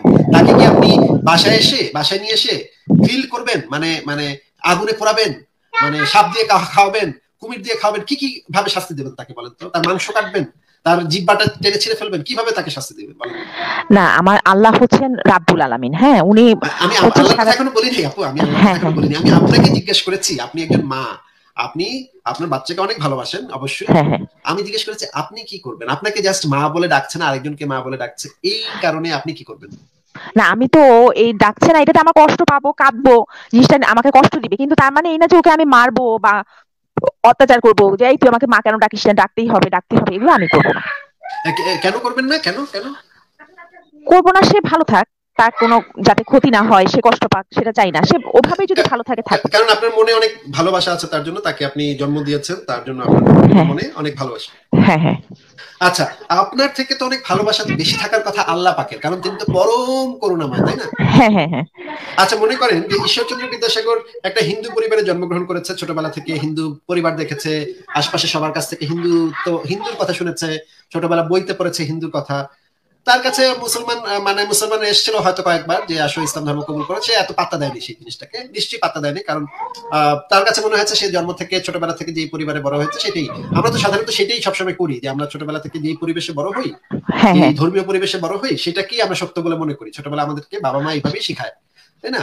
আপনি যদি একটা হিন্দু পরিবারে জন্মতেন, আপনাকেও শেখাতো যে ভগবত গীতায় যা লেখা আছে সব সত্য, শ্রীকৃষ্ণ হচ্ছে শ্রেষ্ঠ, এরকমই তো শেখাতো আপনাকে। না, সেটা তো আমার ফ্যামিলি থেকে, আমি যেখানে বর্ন এন্ড ব্রট আপ, ওদের দ্বারা আমি ইনফ্লুয়েন্স হয়ে এটাই শিখবো। এখন ধরে নিচ্ছি যে মানে তর্কের খাতিরে ধরে নিচ্ছি যে হিন্দু ধর্মটা মিথ্যা, আল্লাহই সত্য, তাহলে সেই পরম করুণাময় আল্লাহ পাক কোনো প্রমাণ না দিয়ে শুধুমাত্র মানে বিশ্বাসের উপর ভিত্তি করে ঈশ্বরচন্দ্র বিদ্যাসাগরকে অনন্তকাল নরকে পোড়াচ্ছেন, এই বিষয়টা আপনার কাছে কতটুকু করুণাময়ের কাজ বলে মনে হয়? এখন আমি যাকে তৈরি করলাম নিজের হাতে, আমি চাইতেই পারি সে আমাকে আনুগত্য করুক, এটা যে কেউ চাইবে। আমি একটা রোবট বানালেও আমি চাইবো যে সে রোবটের ফাংশন গুলো যাতে কাজ করে, আমাকে সে মনিব হিসেবে, আমাকে মালিক হিসেবে ডাকুক। রোবটটা হঠাৎ নষ্ট হয়ে গেল, এই চিন্তাটা আপনার কাছে খুবই বাজে চিন্তা মনে হচ্ছে না কেন? আমি বুঝতে পারছি না। আপনি কি চান যে আপনার বাচ্চাটা সারা জীবন খালি আপনার আনুগত্য করুক, তার নিজস্ব কোনো জীবন, নিজস্ব কোনো চিন্তা ভাবনা, নিজস্ব কোনো জগৎ এটা না হোক, এটা আপনি চান? মানে আপনার ছেলেটা উঠতে বসতে খালি আপনার কথা বলছে, ঘুমানোর আগে হে সাইদা পারমিতাকে ধন্যবাদ আমাকে জন্ম দেওয়ার জন্য, মানে পানি খাওয়ার আগে বলছে সাইদা পারমিতাকে ধন্যবাদ আমাকে জন্ম দেওয়ার জন্য, মানে ঘুমানোর আগে প্রেমিকার সাথে প্রেম করার সময় বলছে সাইদা পারমিতা আপনাকে ধন্যবাদ জন্ম দেওয়ার জন্য, মানে 24 ঘন্টা সে আপনার নাম উচ্চারণ করছে এবং আপনার কৃতজ্ঞতা পোষণ করছে। আপনি এরকম একটা কৃতদাস চাচ্ছেন? না, আমি তো হচ্ছে তার মা, আমি তো তাকে দাস হিসেবে দেখতেছি না। এখন আল্লাহ তো আমরা দাস, আল্লাহ তো আমাদেরকে দাস হিসেবে বানাইছে, কিন্তু আল্লাহ তো আমাদেরকে জন্ম দিয়েছেন এবং তার কিন্তু করুণা হচ্ছে আপনার মায়ের করুণার থেকেও বেশি হওয়ার কথা, কারণ সংজ্ঞা অনুসারে তিনি হচ্ছেন পরম করুণাময়, তাই না? হ্যাঁ, ওনাকে তাহলে যদি আমরা একবার ডাকি তাহলে উনি মায়ের 100 বার। মায়ের করুণা হ্যাঁ, কি তো তিনি পার করতে পারছেন না, সেখানে পরম করুণাময় তিনি কিভাবে হলেন? না, মায়ের কোনো করুণা এটা কিন্তু জাগতিক একটা ব্যাপার। হ্যাঁ, যখন আমরা মানে আমাদেরকে মারা যাব, এরপর যখন হাসরের ময়দানে আমাদেরকে উঠানো হবে, একটা মা কিন্তু তার সন্তানকে চিনবে না, একটা বাবা তার সন্তানকে চিনবে না। একটা মা তার সন্তান যদি আসে যে আমাকে একটু সওয়াব লিখে দাও, তোমার কাছ থেকে একটু ধার দাও, সেটা কিন্তু মা বলবে যে তুই কে, আমি তো তোকে চিনি না না। না, একটা এই ঘটনাগুলো তো কোনো প্রমাণ নেই, এগুলো তো শুধু গ্রন্থে ইসলামী বইপত্রে লেখা আছে। হুম হুম এগুলো হুম তো আমরা এখনো পরীক্ষা করে দেখতে পারিনি যে এগুলো সত্য নাকি মিথ্যা। হ্যাঁ আপনাকে আমি যেটা জিজ্ঞেস করছি যে আপনার বাচ্চাটা যদি ছোটবেলা একটা হিন্দু হারিয়ে যায় এবং একটা হিন্দু পরিবারের সাথে বড় হয়, হুম সেই হুম, হিন্দু পরিবারের মাকে সে মা বলে ডাকে, তাহলে হ্যাঁ কি আপনি তাকে মানে কুচি কুচি করে কাটবেন? আপনার মনে কি হবে যে ওকে, ও আমাকে মা বলে ডাকছে না, আমার আনুগত্য করছে না, ওকে বাসায় এনে কুচি কুচি করে কেটে হাড্ডি গুলা ভাঙবো, মানে খুন্তি দিয়ে মানে হাতুড়ি দিয়ে হাড্ডি গুলা ঠাস ঠাস করে ভাঙবো, এটা কি আপনার মনে হবে? এবং এটা না যদি না, কোনো এটা তো আমি মায়ের মনে হয়, কখনোই করবো না। সেই মাকে আপনার কেমন মনে হবে, কেউ কোনো মা যদি এই কাজটা করে? না, এটা তো কোনো মায়ের পক্ষেই করা সম্ভব না, তাই না? কোনো মা যেটা চিন্তাও করতে পারে না যে তার বাচ্চাকে এরকম করবে, যে তাহলে আনুগত্য তাহলে করছে না। তাহলে আপনি মা হয়েই এই কাজটা করতে পারছেন না, বা এই কাজটাকে আপনার কাছে মানে খারাপ বলে মনে হচ্ছে, যে শাস্তি দেয়া, এইভাবে তাকে কুচি কুচি করে কাটা, এটা আপনার কাছে খারাপ মনে হচ্ছে। আল্লাহ পাক তো সমস্ত মানুষকে যদি সৃষ্টি করে থাকেন, তার তো মমতা হওয়ার কথা আরো মায়ের থেকে অনেক বেশি, সে তো না, তার বাই তো ডেফিনেশন মমতা পরম আছে, করুণাময়। তার তো মমতা আছে। মমতা না থাকলে তো এই যে আমরা প্রতি মমতা মুহূর্তে যে আছে অক্সিজেন দেখে টানতেছে, মমতা আমরা আছে তো বেঁচে দেখে তিনি আছি। কাফেরদেরকে মানে হুম ঈশ্বরচন্দ্র হুম বিদ্যাসাগরকে তিনি অনন্তকাল জাহান্নামে পোড়াবেন, শুধুমাত্র কেন? শুধুমাত্র আল্লাহকে আল্লাহ বলে না ডাকার জন্য। আপনার কাছে এটা মনে হচ্ছে না যে এটা হচ্ছে খুবই একটা মানে ইম্যাচিউর একজন মানুষের একটা চিন্তা, যে ইম্যাচিউর মানুষটা নিজের প্রশংসা পেতে সবসময় আগ্রহী, তাকে সবাই প্রশংসা করবে, তাকে হুজুর হুজুর করবে, এই চিন্তাটা আপনার কাছে ইম্যাচিউর মনে হচ্ছে না? আপনি এরকম মানুষ দেখেন নাই যে যেই মানুষেরা ফেসবুকে আপনি পাবেন এরকম অনেক মানুষ যারা সারাক্ষণ প্রশংসা পেতে চায়, সারাক্ষণ সবাই তার প্রশংসা করবে, তার আনুগত্য করবে, তার তোষামত করবে, অফিসের বস তাকে সবাই তেল দিবে, হুজুর আপনাকে আজকে যা লাগছে না, আপনি যে হ্যান্ডসাম না, যে শার্টটা পরেছেন না, এইভাবে আল্লাহকে সারাক্ষণ তৈলমর্দন করলে, তেল দিলে আল্লাহ পাক খুব খুশি, এবং আল্লাহ পাকে তেল না দিলে সে মানে অনন্তকাল পড়াবে। আপনার কাছে মনে হচ্ছে না ইমেচিউর একটা লোকের কথা এগুলা? না, দেখেন আমরা সবাই খুশি হই, তাই না? একটা মনে করেন প্রাইম মিনিস্টার আমাদের দেশে আসলো, কোনো একটা দেশে প্রাইম মিনিস্টার বা আমাদের দেশে প্রাইম মিনিস্টার ধরেন, আমরা কোনো একটা অনুষ্ঠানে গেলে আমরা তাকে অনেক বেশি প্রশংসা করি বা না না তাকে না না, প্রশংসার একটা মাত্রা আছে আপু, প্রশংসার একটা হুম, মাত্রা আছে। আপনি যদি হুম, আমাকে আমার লাইভে এসে যদি আমাকে বলেন যে আসিফ ভাই আপনি খুব ভালো লেখেন, আমি একটু খুশি হব, অবশ্যই। কিন্তু আপনি যদি মানে ঘন্টায় ঘন্টায় আমাকে বলেন আসিফ ভাই আপনি না মানে যে লেখেন না, এক কথা বলেন না, মানে সাংঘাতিক, সারাক্ষণ যদি এইভাবে প্রশংসা করতে থাকেন, 1 মিনিট পরে আমি আপনাকে মানে গালি দেওয়া শুরু করবো, বলবো যে এই লোক কে, এই তো পাগল, সারাক্ষণ এত প্রশংসা করতেছে কেন, এই তো মাথা নষ্ট এই মানুষের। এগুলা কি মানুষের এত প্রশংসা করতে হয়? মানে আমি তো হয়তো প্রথমে একবার আমি হয়তো শুনবো, হ্যাঁ ঠিক আছে আমার ভালো বলেছে, ভালো লাগলো, কিন্তু দ্বিতীয়বার তো আর আমি শুনতে চাবো না। দ্বিতীয়বার যে সারাক্ষণ প্রশংসা শুনতে চায় তার তো সাইকোলজিক্যাল সমস্যা আছে, তো মেন্টাল সমস্যা তার। না, এটা সব ধর্মে আছে। এই যে হিন্দু ধর্মেও আছে, গুণকীর্তন করে স্রষ্টার বা দেবতার, বলি চড়ায়, অনেক ধরনের ওদের অনুষ্ঠান আছে। তারপরে মানে খ্রিস্টান ধর্মেও। আপনার মনে হয় যে মা কালী তার উদ্দেশ্যে কেউ একজন সন্তান বলি দিচ্ছে এবং হুম মা হুম কালী খুব খুশি হয়ে যাচ্ছে, ওয়াও আমার বান্দা আমার জন্য তার নিজের ছেলেকে জবাই করেছে, ওয়াও ফ্যান্টাস্টিক, কত ভালো। আপনার কাছে এটা সিরিয়াসলি মনে হয় যে না না, এটা মা তো কালী এটা খুশি হচ্ছে? এটা এটা তো খুশি হচ্ছে না, মানে এটা হচ্ছে মানে যারা বেশি পরিমাণ অন্ধবিশ্বাসী তাদের জন্য ওদের। তার মানে আপনি বলতে চাচ্ছেন যে আপনার নবী হযরত ইব্রাহিম, হুম হুম হুম যিনি নিজ হ্যাঁ সন্তানকে একটা স্বপ্ন দেখে, জাস্ট একটা স্বপ্ন দেখেছে, সেই স্বপ্ন দেখে নিজ সন্তানকে হুম হুম হুম ছুরি ধার দিয়ে পাহাড়ের উপর নিয়ে গেছে জবাই করার জন্য। আপনার মনে হচ্ছে আপনার নবী হযরত ইব্রাহিম একজন অন্ধবিশ্বাসী এবং একজন মানসিক রোগী ছিলেন? না না, উনি তো জাস্ট আল্লাহ উনাকে পরীক্ষা করছেন, হ্যাঁ, যে তুমি পারো কিনা। এই পরীক্ষা কেউ একজন কেন নিতে চাবে? এই পরীক্ষাটা একজন সুস্থ মাথার মানুষ কি এই পরীক্ষা নিতে চাবে? আমি কি আপনাকে যদি এই পরীক্ষা দিতে বলি যে, বা আপনার হাজবেন্ড যদি আপনাকে পরীক্ষা দিতে বলে, হে সাইদা পারমিতা তুমি আমার ভালোবাসার প্রমাণ দাও, তোমার বাচ্চাটাকে জবাই করো আমার নামে, এই পরীক্ষাটা যদি কেউ নিতে চায়, বা আমাকে যদি এটা জিজ্ঞেস করেন যে এই পরীক্ষা যদি আমাকে কেউ নিতে চায়, মনে করেন আমার অফিসের বস বা আমাকে ধরেন পৃথিবীর যে কেউ হোক, আমেরিকার প্রেসিডেন্ট, হ্যাঁ, সে যদি এসে আমাকে বলে যে তুমি একটা পরীক্ষা দাও, তোমার একটা পরীক্ষা নিব, তুমি তোমার বাচ্চাটার হাতের একটা আঙুল কেটে আমার কাছে নিয়ে আসো, আমি কি করবো আপনাকে বলে দিই, আমি আমার ছিঁড়া জুতা বের করবো, একটা ছিঁড়া জুতা বের করে ওই যেই কথা বলবে তার মুখে বাইরা তার রক্ত টক্ত বাইর করার আগ পর্যন্ত তাকে বাইরে দিতে হবে। এখন আপনার কাছে মনে হচ্ছে যে এটা একটা খুব ভালো একটা পরীক্ষা, ইমানি পরীক্ষা ছিল নাকি? হ্যাঁ, নবী রাসূলদেরকে তো সবসময় ইমানি পরীক্ষা দিতে হয়েছে, তারপরে তারা উত্তীর্ণ ইমান হয়েছেন। শব্দটার মানে কি আপু? ঈমান হচ্ছে বিশ্বাস। হ্যাঁ, আমি অন্ধবিশ্বাস, যদি আরো মোর প্রিসাইজলি অন্ধবিশ্বাস, তাই না? হ্যাঁ, আমি আল্লাহকে দেখতে মানে পাচ্ছি না, কিন্তু আমি আল্লাহকে বিশ্বাস হ্যাঁ, মানে করতেছি। হ্যাঁ, মানে মানে আপনার অন্ধবিশ্বাস, আপনি কতটা অন্ধবিশ্বাসী এটা সেটা আল্লাহ অন্ধবিশ্বাস পাক। না, মানে এটা হচ্ছে বিশ্বাসের স্তর। না হ্যাঁ, না না, বিশ্বাসের স্তর না, ঈমান আসলে, ঈমান শব্দের অর্থ আসলে অন্ধবিশ্বাস। আমি আপনাকে মানে তাফসীর গ্রন্থ থেকে, তাফসীরে জালালাইন থেকে বের করে দেখাতে পারবো। সেখানে পরিষ্কারভাবে এটা বলা আছে, গায়েবে বিশ্বাস করা অন্ধভাবে, কোনো কিছু কোনো প্রমাণের আশা ছাড়াই নবী মুহাম্মদ যা বলেছেন সেটাতে পরিপূর্ণভাবে বিশ্বাস করাই নামই হচ্ছে ঈমান। এটা ইসলামের মানে গ্রন্থগুলোতে পরিষ্কারভাবে বলা আছে। ওনার গায়েবে সাথে তো মানে আমাদের তুলনা হয় না, উনি তো হচ্ছেন মানে বিশ্বের শ্রেষ্ঠতম মানব, তাই না? না না, ও আমি আপনাকে তুলনা করতে বলিনি আপু, আমি হ্যাঁ আপনাকে হ্যাঁ বলেছি যে হ্যাঁ ইমানের হ্যাঁ সংজ্ঞাটা কি। ইমানের সংজ্ঞাটা হচ্ছে গায়েবে, মানে যে জিনিসটাকে দেখা যায় না, ধরা যায় না, ছোঁয়া যায় না, গন্ধ শোকা যায় না, কোনো পরীক্ষা করা যায় না, সেটাতে পরিপূর্ণভাবে কোনো প্রমাণের আশা ছাড়াই পরিপূর্ণভাবে বিশ্বাস করাটা কি ইমান বলে। এইটাকে জি তো আমরা বলি অন্ধবিশ্বাস, আপনারা বলেন ইমান, ঠিক আছে? কারণ আপনি হ্যাঁ বলতে চাচ্ছেন যে আল্লাহ পাক একজন মানুষের অন্ধবিশ্বাসের পরীক্ষা নিয়েছেন, যে সে কতটা অন্ধবিশ্বাসী, এবং তাকে বলেছে তার ছেলেকে জবাই দিয়ে নিয়ে আসো, এবং হ্যাঁ, সেই বেটাও ড্যাং ড্যাং করে তার ছেলেকে নিয়ে পাহাড়ে গেছে জবাই করতে। ওয়াও! এটা আমাদের সাধারণ মানুষ আমরা ভাবতে পারিনি, এই জন্য আমরা সাধারণ মানুষ, আর ওনারা মহাপুরুষ। না না, ওনারা ইমানি পরীক্ষা। আপনিও তো একজন মুমিন মুসলমান। আপনাকে জি জি। যদি আল্লাহ পাক আজকে এই একই পরীক্ষাটা নিতে চায়, যে আচ্ছা ঠিক আছে, মানে সাইদা পারমিতাকে আমি একটু পরীক্ষা করি, ওর ইমানটা কেমন আছে দেখি একটু, তখন তো নিশ্চয়ই আপনি কি করবেন একটু বলেন তো? না, আমরা তো ওনাদের ধারে কাছেই যেতে পারবো না, আমাদের ইমান তো ওনাদের মতো তো শক্ত না, মানে আপনি অনেক যেতে ঠুনকো আমাদের চান, ইমান। তাদের কাছে, মানে আপনি মনে মনে আশা করেন যে আমার ইমানটা হবে ইব্রাহিমের মতো শক্ত, কিন্তু আপনি আপনি ভাবছেন হয়তো আপনি যেতে পারবেন না, আপনাকে হয়তো আপনার মাতৃত্ব আপনাকে আটকে রাখবে। হ্যাঁ কিন্তু আপনি মনে মনে মানে আপনি মনে মনে চাচ্ছেন যে আপনি ইব্রাহিমের মতো অন্ধবিশ্বাসী হবেন, যে হচ্ছে ছুরিটা নিয়ে গড়গড় করেছে সন্তানের গলায় চালাবে, হ্যাঁ, কিন্তু ওটা আপনার তো মাতৃত্ব আপনাকে আটকে রাখছে সেই কাজটা করতে। মানে হ্যাঁ, আমি আপনার হয়তো মাতৃত্বটা আমার হচ্ছে, বাচ্চাকে কোরবানি দিব না, আমি বাচ্চার বদলে না হয়তো না না টাকা পয়সা না না না বা না না না জিনিসপত্র দান করব মানুষকে, না না, ওইটাই টাকা আমার পয়সা, কোরবানি। না না, টাকা পয়সা তো আর কোনো কোরবানি হলো না। টাকা পয়সা কি কোরবানি হলো? নিজ সন্তানকে যদি আল্লাহ পাক বলে তুমি নিজ সন্তানকে কোরবানি দাও, মানে আপনি বলতে চাচ্ছেন ওই যে নিজ সন্তানকে কোরবানি দেয়াটাই হচ্ছে সবচেয়ে নৈতিক জিনিস, সবচেয়ে মোরাল কাজ, কিন্তু আপনি সেই মোরাল কাজটা করতে পারবেন না, কারণ আপনার মাতৃত্ব আপনাকে আটকে রাখবে। মানে মাতৃত্বটা হচ্ছে খারাপ একটা জিনিস, যেটা আপনাকে এই ভালো কাজটা করতে আপনাকে আটকে রাখবে, তাই তো? হ্যাঁ, মাতৃত্ব প্লাস হচ্ছে আমি যেহেতু একজন মানুষকে খুন করার কথা তো আমি ভাবতেই পারি না। আমার সবসময় কিন্তু যে কোনো একটা কিন্তু প্রাণী কিন্তু যদি আমি মেরে না না না, ফেলি মনে কিন্তু আল্লাহ আমার তো পাক আপনাকে যা হুম বলেছে সেটাই তো আপনার করতে হবে। আল্লাহ পাক বলেছে একটা নিষ্পাপ শিশুকে জবাই করতে।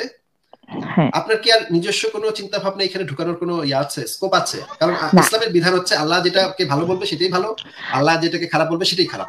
না ভাইয়া, চারটা স্তর আছে তো, ওই যে কোরআন, হাদিস, ইজমা, কিয়াস। এখন ইজমা কিয়াসে কিন্তু আমাদের ব্রেইনের কথা বলা হয়েছে, যে আমাদের ব্রেইন খাটিয়ে আমরা না আপনাকে, বুদ্ধিমত্তা সহ যেটা বের করব। না না না, আপনি ভুল বলছেন আপু। জি যেই বিষয়টা কোরআন হাদিসে বলা আছে সেই জি বিষয়ে জি। ব্রেন খাটাবার কোনো স্কোপ নাই।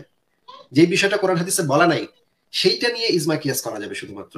কিন্তু যে বিষয়টা কোরআনে সুস্পষ্ট ভাবে বলা আছে, এই যে যেমন ইব্রাহিমের ঘটনাটা, হ্যাঁ হ্যাঁ। ইব্রাহিমের ঘটনাতে যা ঘটেছিল, আপনারও ঠিক এক্স্যাক্টলি সেই কাজটাই করতে হবে। কারণ আপনি যদি না ইমানের পরীক্ষায় উত্তীর্ণ হতে চান, ভাইয়া, ওটা একটা আপনারও ঠিক, আমাদেরকে দেখালো, মানে ওটা একটা উদাহরণ যে হ্যাঁ হ্যাঁ, এই এরকম উদাহরণটা দিয়ে কি শেখালো? আপনি কি শিখলেন এই শিখলাম উদাহরণটা হচ্ছে থেকে? মানে আল্লাহর আপনি জন্য আমার শিখেছেন, প্রিয়তম বস্তুও কোরবানি দিতে মানে হবে। আপনি শিখেছেন যে অন্ধবিশ্বাসের পরীক্ষা দিতে গিয়ে যদি আপনার সন্তানকেও জবাই দিতে হয়, আপনি অন্ধবিশ্বাসের পরীক্ষাতে উত্তীর্ণ হবেন। আচ্ছা, এখন আপনাকে মানে এই প্রশ্নটা করি যে ভারতে একজন মহিলা পাওয়া গেছে, অনেক মহিলা এরকম পাওয়া গেছে, যারা রাতের বেলা মা কালীকে স্বপ্ন দেখেছে। মা কালী তাদেরকে নির্দেশ দিয়েছে যে তোমার 2 সন্তানকে আমার নামে বলি দাও।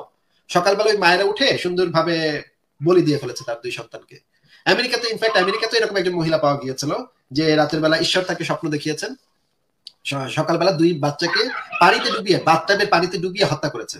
হ্যাঁ, এবং সে খুব খুশি এই কাজটা করে, যে তার বাচ্চারা এখন নাকি জান্নাতে দৌড়াদৌড়ি করছে। হ্যাঁ, আপনার আপনার কি মনে হয় এই যে এই লোক দুইটা এরা কি মানে সুস্থ মাতার মানুষ? এই মানে না, মহিলা দুইটা? এটা হচ্ছে ভাইয়া, এটা হচ্ছে সাইকোলজিক্যাল ডিসঅর্ডার। হ্যাঁ, ওনাদের হয়তো ওয়াও ওয়াও ওয়াও! ইব্রাহিম করলে সেটা হচ্ছে ইমানের পরীক্ষা, মানে মা কালীর উদ্দেশ্যে কেউ করলে বা ঈশ্বরের উদ্দেশ্যে করলে সেটা হচ্ছে সাইকোলজিক্যাল ডিসঅর্ডার। ওয়াও! এটা কিভাবে?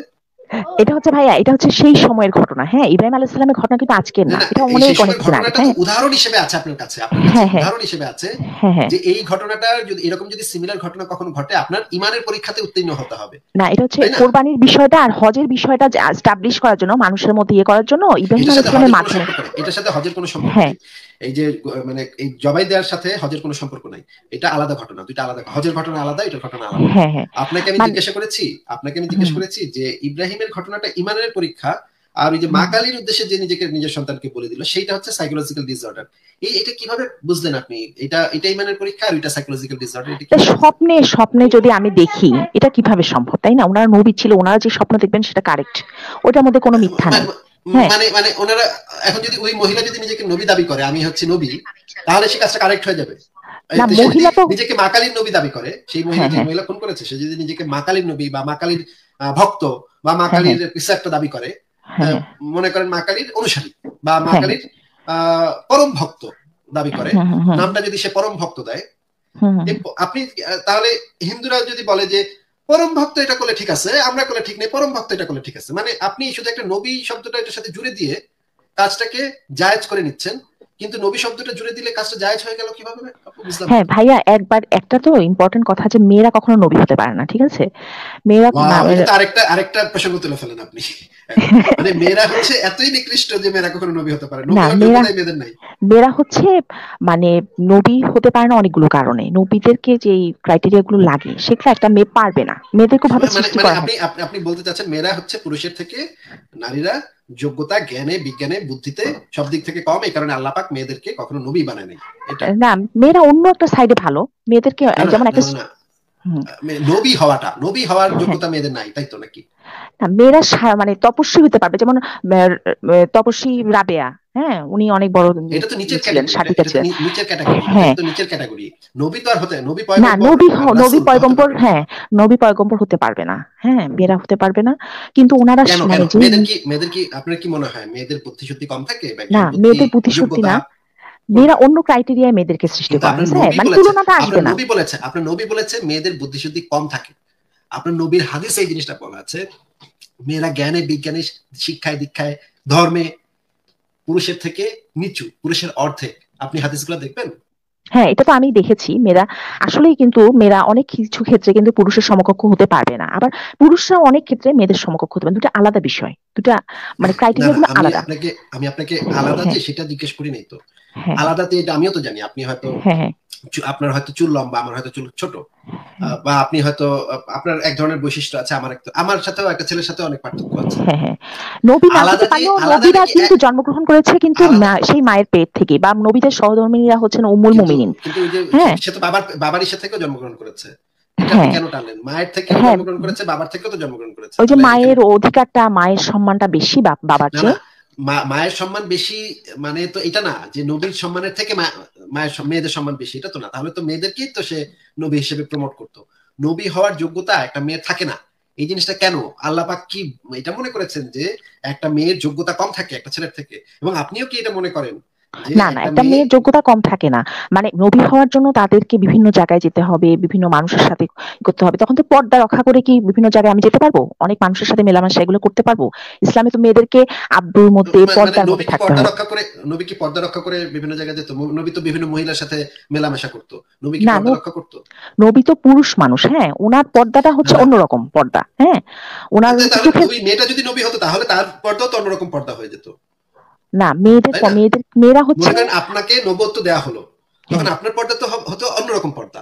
তখন আপনি যে পর্দা করতেন সেটা কি মানুষ বলতে এটা তো অন্যরকম পর্দা, এটা এই পর্দার সাথে এই পর্দার কোনো মিল নেই, এটা অন্যরকম পর্দা, না তাই না? সমাজে একটা মেয়ে যদি কোনো একটা সমাজে, পুরুষ শাসিত সমাজ, আমাদের সবগুলো সমাজে কিন্তু পুরুষ শাসিত সমাজ, সেটা ইউরোপে বলেন আর বাংলাদেশে বলেন, সব জায়গায় কিন্তু ঘুরে ফিরে ওই পুরুষ শাসিত সমাজে। এখন পুরুষ শাসিত সমাজে আমি নবী হলাম, একটা মানে মানে মেয়ে আমি, আপনার আল্লাহ কি এই জিনিসটা এলাও করছে যে একটা, মানে আপনার আল্লাহ কি পুরুষ শাসিত? যে তো আপনার আমি আল্লাহটা তো আর পুরুষ শাসিত না, তাই না? আল্লাহ কেন পুরুষ শাসিত হবে?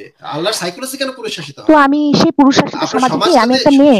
আপনার সমাজে একটা হ্যাঁ সমস্যা থাকতে পারে, হ্যাঁ সমাজে পুরুষ, হ্যাঁ আপনি ঠিক বলেছেন যে সমাজটা পুরুষ শাসিত, পৃথিবীর অনেক বেশিরভাগ সমাজ পুরুষ শাসিত, পুরুষরা এখানে ডোমিনেট করে, এটা সত্য। হ্যাঁ হ্যাঁ কিন্তু হ্যাঁ আপনার আল্লাহ তো এই সমাজের এই সীমাবদ্ধতার ঊর্ধ্বে, তিনি তো এইগুলা সীমাবদ্ধ না এই সমাজ দ্বারা, যে পুরুষ শাসিত সমাজ, এই কারণে আল্লাহ পাক বাধ্য হয়ে একটা পুরুষকেই বারবার নবী বানাচ্ছে, হ্যাঁ পুরুষদেরকে ভাইয়া, বারবার নবী যখন বানাচ্ছে। একটা সমাজকে মানে সুশৃঙ্খল ভাবে থাকতে হয় তখন কিন্তু একটা পার্টকে ফ্যামিলি কেন্দ্রিক বা গৃহস্থালী কেন্দ্রিক হতে হয়। যে কোনো একটা পার্টকে, যেমন আপনি চাকমা ফ্যামিলি বলেন, সেখানে ওরা মাতৃতান্ত্রিক সমাজ, সেখানে পুরুষরা হচ্ছে মেয়েদের দ্বারা নিয়ন্ত্রিত। সেখানে পুরুষরা রান্না করছে, বাচ্চা দেখাশোনা করছে, মারা কাজ করতেছে, টাকা ইনকাম করতেছে। তো একটা সেক্টরকে সমাজে হতে হবে কি যারা ফ্যামিলি কেন্দ্রিক। হ্যাঁ, আপনার কেন মনে হচ্ছে যে মানে দুইজনই তো এই কাজ করতে পারে, দুইজনই তো ফ্যামিলি দুইজনেই করলে সমাজটার মধ্যে ওই ভারসাম্যটা থাকবে না। হ্যাঁ, কাজ করে অনেক সময়। এটা আপনি কিভাবে নিশ্চিত হলেন? এটার পেছনে আপনার মানে কি? হ্যাঁ, মারাও অনেক সময় যে চাকরি বাকরি করে আবার সংসার দেখে। হ্যাঁ, ওইটা ওরকম ফ্যামিলি আছে। আমার নিজের মাও চাকরিজীবী ছিলেন, আবার আমাদেরকে মানুষ করছেন। এটাও ঠিক আছে। আপনার মানুষজন নেই। কিন্তু হচ্ছে কি সেখানে সাপোর্ট সিস্টেম ছিল, কিন্তু অনেক ফ্যামিলিতে হয় কি মেয়েদেরকে কোনো ধরনের সাপোর্ট দেন। আমিও মানে সেটা অনেক দেখেছি, আমার ফ্যামিলিতেও দেখেছি, মানে মেয়েদের সেরকম সাপোর্ট পায় না, যেমন বিয়ের পরেও লেখাপড়া করা পায় না। এই জন্য মেয়েদেরকে বলতে চাচ্ছেন যে যেহেতু মেয়েরা সাপোর্ট পায় না, সেহেতু মেয়েদেরকে ওই ঘরেই রান্না বান্নার কাজটাই করা উচিত তাদের। হ্যাঁ, একটা সাপোর্ট পায় না। আর হচ্ছে মেয়েদের কথা কয়জন শুনে? এখন আমি মনে করি নবী হলাম, কথার কথা, এখন আমি একটা পুরুষ শাসিত সমাজে গিয়ে তাদেরকে ভাষণ দিচ্ছি, এই তোমরা আল্লাহর পথে আসো, তোমরা ইসলাম ধর্মে আসো, কোরআন শরীফে এটা বলা আছে, কয়টা পুরুষ শুনবে আমার কথা? মেয়েদের কথা যে বললেন, আপনার নবী রাসূলরা মেয়েদের সম্পর্কে কি খারাপ নোংরা কথা বলে গেছে, সেগুলো তো আমি এখনো খুলি নাই, সেগুলো আমি বলতে পারতাম। কিন্তু আমি মনে করছি যে আপনি যদি নবী হতেন, তাহলে মেয়েদের যে সমস্যাগুলি সেগুলো নিয়ে আপনি আরো ভালো কথা বলতে পারতেন, কারণ আপনি সেগুলো দেখেছেন। অনেক নারীবাদী মহিলাও কিন্তু নারী বিদ্বেষ, মানে নারী হয়েও সে নারী বিদ্বেষী। আবার অনেক পুরুষও কিন্তু নারীবাদী, মানে জেন্ডারটা হওয়ার, হ্যাঁ জেন্ডারটা মুখ্য না। যেমন আমি কিন্তু এরকম দেখেছি আমার ফ্যামিলিতেও, কোনো একটা সমস্যা হলো, দাদি বা মনে করেন আমার মা বা আমার শাশুড়ি দেখা গেল ছেলেদের পক্ষে যায়, সব দোষ তোদের, তোরা মেয়েরা এরকম। কিন্তু দেখা যাচ্ছে অনেক সময় আমার দাদা বা আমার বাবা আমাদের পক্ষে কথা বলতেছে, না আমার মেয়ের দোষ নাই। জেন্ডারটা মুখ্য না। তো এটাই আমি আমার লাইফে অনেক দেখেছি, মানে অনেক মেয়েরাই, যে মনে করেন আমি দেখলাম কোন ডিভোর্সি মেয়ে, ডিভোর্স হয়ে গেছে, অনেক উদার মনে গ্রহণ করতেছে ব্যাপারটা, যে ডিভোর্স হয়ে গেছে কোনো প্রবলেম নাই, হ্যাঁ সমস্যা নাই, মেয়েটা তো স্বাবলম্বী, চাকরি করছে, বা মেয়েটা আবার পরে আবার বিয়ে দেওয়া যাবে এরকম। আবার কিন্তু বেশিরভাগ মানুষ এই যে ডিভোর্সটা শব্দটা এত বাজেভাবে দেখে, এবং সব দোষ ওই মেয়েটা নিশ্চয়ই কিছু করছে বলে সংসারটা টিকে নেই। আচ্ছা আপু, ডিভোর্স নিয়ে আমরা একটু পরে আলোচনা করি। আমি কয়েকটা হাদিস আপনাকে একটু দেখাতে চাই, আপনি যদি আমাদের সাথে হাদিসগুলো নিয়ে একটু আলাপ করেন এবং যদি আমাদেরকে আপনার মতামতটা বলেন। এই একটা হাদিস দেখাচ্ছি আমি, সহিহ মুসলিম গ্রন্থের একদম সহিহ হাদিস, এটা হচ্ছে 3512 নম্বর হাদিস। রাসূলুল্লাহ বলেছেন, দুনিয়া উপভোগের উপকরণ, ভোগ্যপণ্য, এবং দুনিয়ার উত্তম উপভোগ্য উপকরণ পুণ্যবতী নারী। মানে একজন নারী হচ্ছে উপভোগের উপকরণ, ভোগ্যপণ্য। এটা আপনার কাছে কেমন মনে হচ্ছে হাদিসটা? ভাইয়া এটা তো সত্যি কথা। আমাদের সমাজে মেয়েরা রাস্তা দিয়ে চললে ছেলেরা যেভাবে তাকায়, সারাক্ষণ মেয়েদেরকে ভোগ্যপণ্য, ভোগ্য বস্তু হিসেবে দেখে। এটা কেন দেখে? এই যে ছেলেরা যে ভোগ্য বস্তু হিসেবে দেখে, এই সাইকোলজিটা বিল্ড আপের পেছনে আপনার কাছে কি মনে হয়, কি মানে মানে ইয়াগুলা কাজ করেছে তার এই সাইকোলজিক্যাল ইয়াটা করার পেছনে? ছোটবেলা থেকে তাকে শেখানো হয়নি যে মেয়ে একটা তোমার বোন হতে পারে, সম্মান করতে হবে। সে যদি মানে ইসলামের গ্রন্থগুলা থেকে এই জিনিসটা ছোটবেলা থেকে পড়ে বড় হয়, মেয়েরা হচ্ছে উপভোগ্য উপকরণ, ভোগ্যপণ্য, তাহলে তো তার ভোগ্যপণ্য ভাবাটাই তো স্বাভাবিক, তাই না? মানে ভাইয়া ভোগ্যপণ্যটা এক্ষেত্রে বলা হচ্ছে যে মেয়েদেরকে ঢেকে রাখতে হবে, মেয়েদেরকে ওপেন হয়ে যাওয়া যাবে না। হ্যাঁ, হবে নাকি ছেলেদেরকে ঢেকে রাখতে হবে, সেটা ভিন্ন আলোচনা। মেয়েরা যে ভোগ্যপণ্য, মেয়েরা যে একটা পণ্য, মেয়েরা যে উপভোগের বস্তু, মেয়েরা যে একটা অবজেক্ট, মেয়েদেরকে যে অবজেক্টিফাই করা, এই হাদিসটা থেকে কি মেয়েদেরকে অবজেক্টিফাই করা হচ্ছে না? না, হাদিসটা কোন বিষয়ে বলা হচ্ছে এটা প্রেক্ষাপট, হ্যাঁ এটা শানে নজুল, যেটা যে নিশ্চয়ই এটা পিছনে কোন একটা ঘটনা আছে যার কারণে আমাদের মহানবী বলেছেন, হ্যাঁ সে শানে নজুলটা দেখতে হবে। শানে নজুলটা দেখলে কি এই যে কথাটা যে বলেছেন উনি, এই কথাটার অর্থটা বদলে যাবে? না, অর্থ আবার মনে করেন নরেন্দ্র মোদী, ভারতের যে নরেন্দ্র মোদী, সে এখনো বলে নাই, সে যদি এরকম বলে যে মুসলমানরা হচ্ছে কুত্তার মতো, এখন এটা শানে নজুল আমরা জানতে গেলাম, এটার প্রেক্ষাপট জানতে গেলাম, দেখা গেল যে প্রেক্ষাপটের ভিতরে দেখা গেল একটা মুসলমান তাকে হয়তো একটা গালি দিয়েছে, সে করেছে কি পুরো মুসলমান সম্প্রদায়কে কুত্তা বলে গালি দিয়েছে। এখন এই যে মুসলমান সম্প্রদায়কে যে কুত্তা বলে গালি দিল, তার নিশ্চয়ই একটা প্রেক্ষাপট, প্রত্যেকটা কথারই একটা প্রেক্ষাপট, একটা শানে নজুল, একটা কিছু থাকে, পিছনে একটা অবশ্যই থাকে। কিন্তু তাতে কি এই যে কথাটা কি বদলে যায়, মানে কথাটার অর্থটা কি বদলে যায়, নাকি কথাটার অর্থটা একই থাকে? না, অনেক সময় হয় কি কথাটা হয়তো উনি আরেক সেন্সে বলতে চাইছে, ওটা হয়ে গেছে। হ্যাঁ, আবার আরবিতে একটা শব্দের অনেকগুলো মিনিং থাকে, যখন আমরা বাংলা করি তখন দেখা যাচ্ছে একটা না মিনিং না হয়ে এই যাচ্ছে। বাংলাটা আপু, এই বাংলাটা তো যদু মধুরা করে নাই, এটা ইসলামিক হ্যাঁ ফাউন্ডেশন থেকে সর্বোচ্চ আলেমদেরকে দিয়ে ইসলামিক হ্যাঁ হ্যাঁ ফাউন্ডেশন এই অনুবাদগুলা করান, যারা হাদিসের অর্থ এবং হাদিসটা কোন প্রেক্ষাপটে বলা হয়েছে সমস্ত কিছু অ্যানালাইসিস করার পরে, ব্যাখ্যা বিশ্লেষণ করার পরেই অনুবাদটা করেন। যদি তাদের এই জ্ঞানটুকু না থাকে যে তারা কোন হাদিসটা, সেই হাদিসটার প্রেক্ষাপটটা কি, ঘটনা কি, কি ঘটছিল, তা এটা যদি তাদের জানা না থাকে, তাহলে তাদেরকে সেই হাদিস অনুবাদের অনুমতি দেওয়া হয় না। এই হাদিসগুলো অনুবাদ যারা করেন তাদেরকে কমপক্ষে 40-50 বছর আরবি ভাষা এবং আরবি সাহিত্য, হাদিস, কোরআন এগুলোর উপর বিশেষজ্ঞ হতে হয়। আপনার কাছে সেটা কেন মনে অবশ্যই, হচ্ছে হ্যাঁ। কেন মনে হচ্ছে যে না ইসলামিক মানে ফাউন্ডেশন এমন কাউকে দায়িত্ব দিয়েছে যারা এই হাদিসের প্রেক্ষাপট কিছু জানে না, না ভাষা না শব্দের অর্থ জানে না, ওনারা তো তারা অবশ্যই এসে জানেন। ফট করে এসে অনুবাদ করে দিচ্ছে, ফট করে এসে মানে না, রাস্তা উনারা থেকে তো উঠে এসে অবশ্যই অনুবাদ করে জানেন, দিয়েছে। উনারা তো জেনেই জিনিসটা ছাপাইছে, এটা রিসার্চ করছে এটা সম্বন্ধে, তারপর বিভিন্ন বইয়ের বা হাদিসের গ্রন্থের রেফারেন্স নিয়ে তারপর করছেন ওনারা, এটা তো স্বীকার করতে হবে। মানে আমি বলতে চাচ্ছি অনেক কথাই আছে, আমরা যদি অর্ধেক অংশটা নিই সেটা এক ধরনের মিনিং হবে, কিন্তু আর পুরো বিষয়টা যদি আমি তো পুরো হাদিসটা আপনাকে দেখাচ্ছি, পুরো হাদিসটাই তো হ্যাঁ হ্যাঁ দেখাচ্ছি, কোনো হাদিসের না, অর্ধেক এটা তো দেখাচ্ছি হাদিসটা না। উনি কাকে বলেছেন এবং কোন সময়ের ঘটনা, হ্যাঁ কাকে বলেছেন, এটা একটা ইম্পর্টেন্ট প্রশ্ন, এবং কোন কিন্তু সময় কোন যাকেই বলুক না প্রেক্ষিতে। কেন, আপনাকে যাকেই হ্যাঁ বলুক না কেন, হ্যাঁ হ্যাঁ। ধরেন এটা রহিমউদ্দিন নামক একজন লোককে বলেছে, আচ্ছা, আব্দুল্লাহ রহিমউদ্দিনকে ইবনে বললে কি, আমর, উনি ওনাকে বলেছেন তাই না, আব্দুল্লাহ ইবনে আচ্ছা আমর আচ্ছা রাদিয়াল্লাহু ধরে আনহু নিচ্ছি, আমরা সূত্রে তর্কের বলেছেন। খাতিরে ধরে নিচ্ছি হ্যাঁ এটা রহিমউদ্দিনকে বলেছে। হ্যাঁ, হ্যাঁ এখন হ্যাঁ রহিমউদ্দিনকে বললে কি এই কথাটার অর্থটা বদলে যাবে? মানে আহ, আমি বুঝতে বুঝতে পারছি না যে নরেন্দ্র মোদী যদি এই কথাটা বলে যে মুসলমানরা হচ্ছে কুত্তার বাচ্চা, এটা যদি বলে, মনে করেন একটা হিন্দুকে বলেছে বা একটা মুসলমানকে বলেছে, বা কোনো একটা প্রেক্ষাপট ছিল ঘটনার, তার সাথে হয়তো কোনো মুসলমানের গ্যাঞ্জাম হয়েছিল, জমি জমা নিয়ে ঝামেলা হয়েছিল, ঝগড়া হয়েছিল, যেই ঘটনাই ঘটুক না কেন, এই কথাটা যে তিনি বলেছেন, এই কথাটা যে নোংরা কথা, এইটা তো তাতে সেই প্রেক্ষাপটের কারণে পরিবর্তন হয়ে যাবে না, তাই না? হ্যাঁ, দুনিয়ার উত্তম উপভোগ্য উপকরণ পুণ্যবতী নারী। উপকরণ মানে উপকরণ শব্দটা কিন্তু বস্তু না, ভোগ্য বস্তু না, উপকরণ, উপকরণ। উপকরণ মানে বস্তু না। আচ্ছা, আমি আপনাকে এই হাদিসটার ইংরেজিটাও বের করে দেখাচ্ছি। ইংরেজিটাতে আরো পরিষ্কার ভাবে এই জিনিসটা বলা আছে, কমোডিটি, অবজেক্ট, হ্যাঁ, কমোডিটি অবজেক্ট মানে বলা তো আছে। পণ্য, হ্যাঁ কমোডিটি মানে পণ্য, কিন্তু এখানে আহ, আবার বাংলায় কিছু উপকরণ। আচ্ছা, আপনাকে আমি দেখিয়ে দিচ্ছি। এই হাদিসটার ইংরেজি ভার্সনটা আমি দেখিয়ে দিচ্ছি সুন্নাহ.কম থেকে, যে সুন্নাহ.কম এ সবচেয়ে মানে অথেন্টিক অনুবাদগুলো যে সুন্নাহ.কম এ পাওয়া যায়। আহ, এই হাদিসটা আমি সুন্নাহ.কম থেকে দেখাচ্ছি আপু। হ্যাঁ, সুন্নাহ.কম এ তো আপনি নিশ্চয়ই জানেন, সুন্নাহ.কম হচ্ছে পৃথিবীর বিখ্যাত ওয়েবসাইট, জি যেখানে এই এটার সবচেয়ে বড় বড় অনুবাদকরা, সবচেয়ে জ্ঞানী জ্ঞানী অনুবাদকরা এখানে অনুবাদটা করেন। তাহলে আমরা একটু দেখি এখানে কি লেখা আছে, একটু পড়বেন আপু? জি জি। টলমি মোহাম্মদ বিন আব্দুল্লাহ বিন আমির। আচ্ছা, এখানে আব্দুল্লাহ বিন নামির লিখেছে আর ওখানে আব্দুল্লাহ বিন আমর লিখেছেন। এখানে এই এখানে ইয়া হতে পারে, এখানে আমর এবং নামের এটা ইয়া পার্থক্য থাকতে পারে, এটা কোনো ব্যাপার না, হাদিসের নাম্বার 1 এটা। আচ্ছা আচ্ছা, এই যে এইটা কি বলেছে, এই যে বেস্ট অবজেক্ট, এটা কি হ্যাঁ, এই এখানে অবজেক্ট কিন্তু শব্দ? অবজেক্ট, হ্যাঁ এখানে অবজেক্ট ইউজ করছে, এটা ওই যে ভোগ্য বস্তু, ভোগ্য পণ্য, হ্যাঁ এটাই বোঝানো হয়েছে। এটার মানে কি, অবজেক্ট মানে কি? এটা অবজেক্ট মানে পণ্য, বস্তু।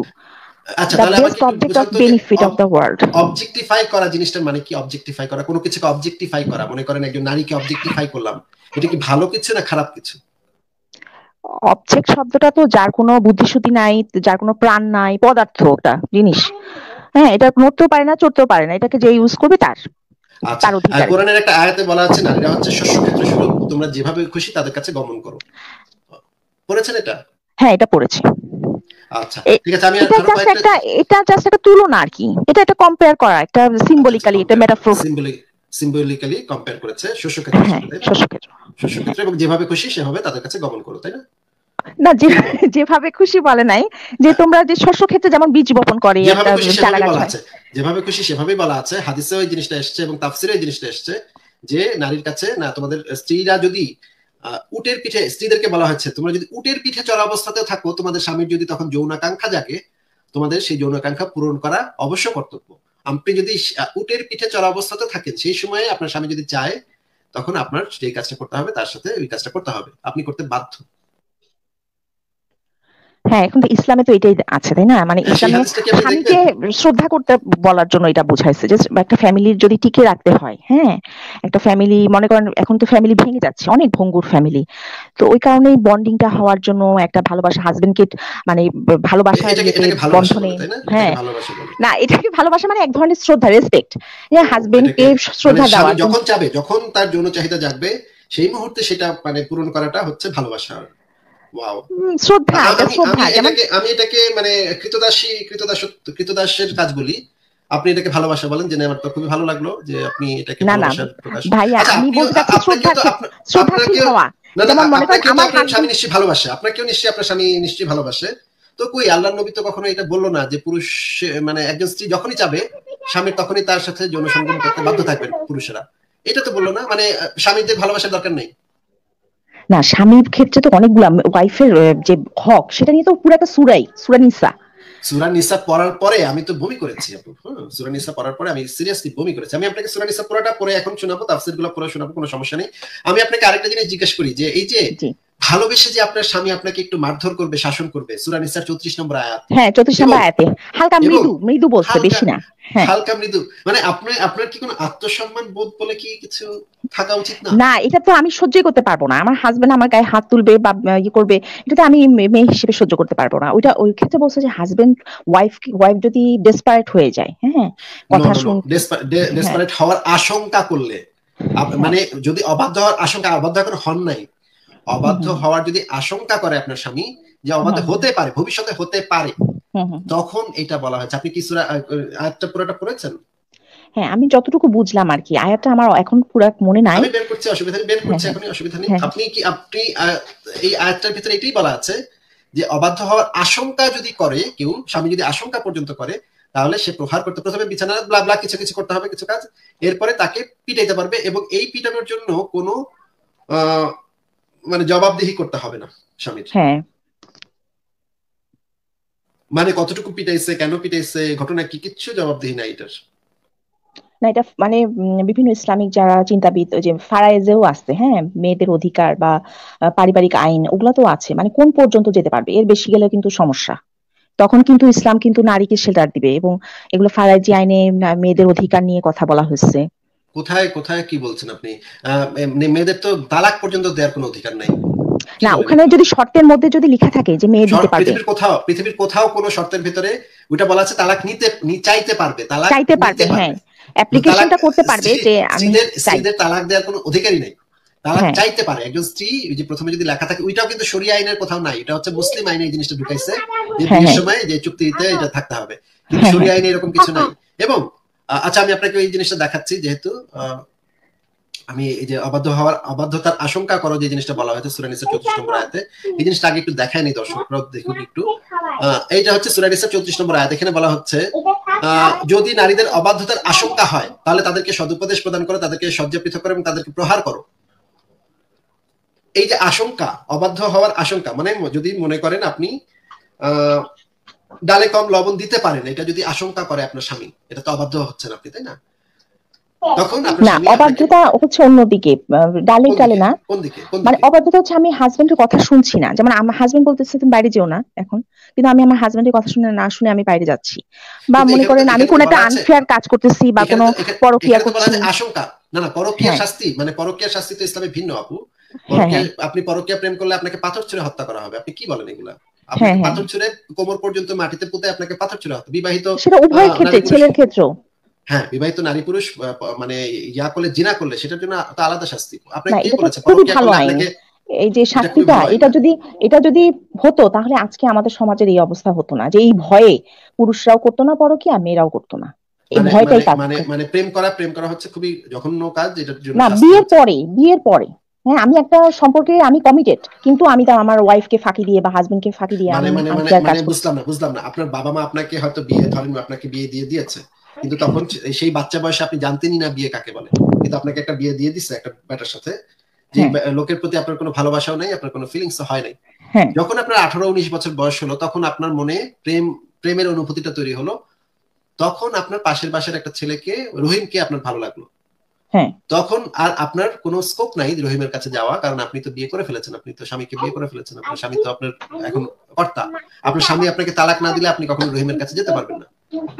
আপনার মনে হচ্ছে যে সেই মেয়েটা যদি রহিমকে ভালোবাসে, রহিমও যদি তাকে ভালোবাসে, এই জন্য তাদেরকে পাথর ছুঁড়ে মেরে ফেলার সিস্টেমটা ভালো সিস্টেম নাকি?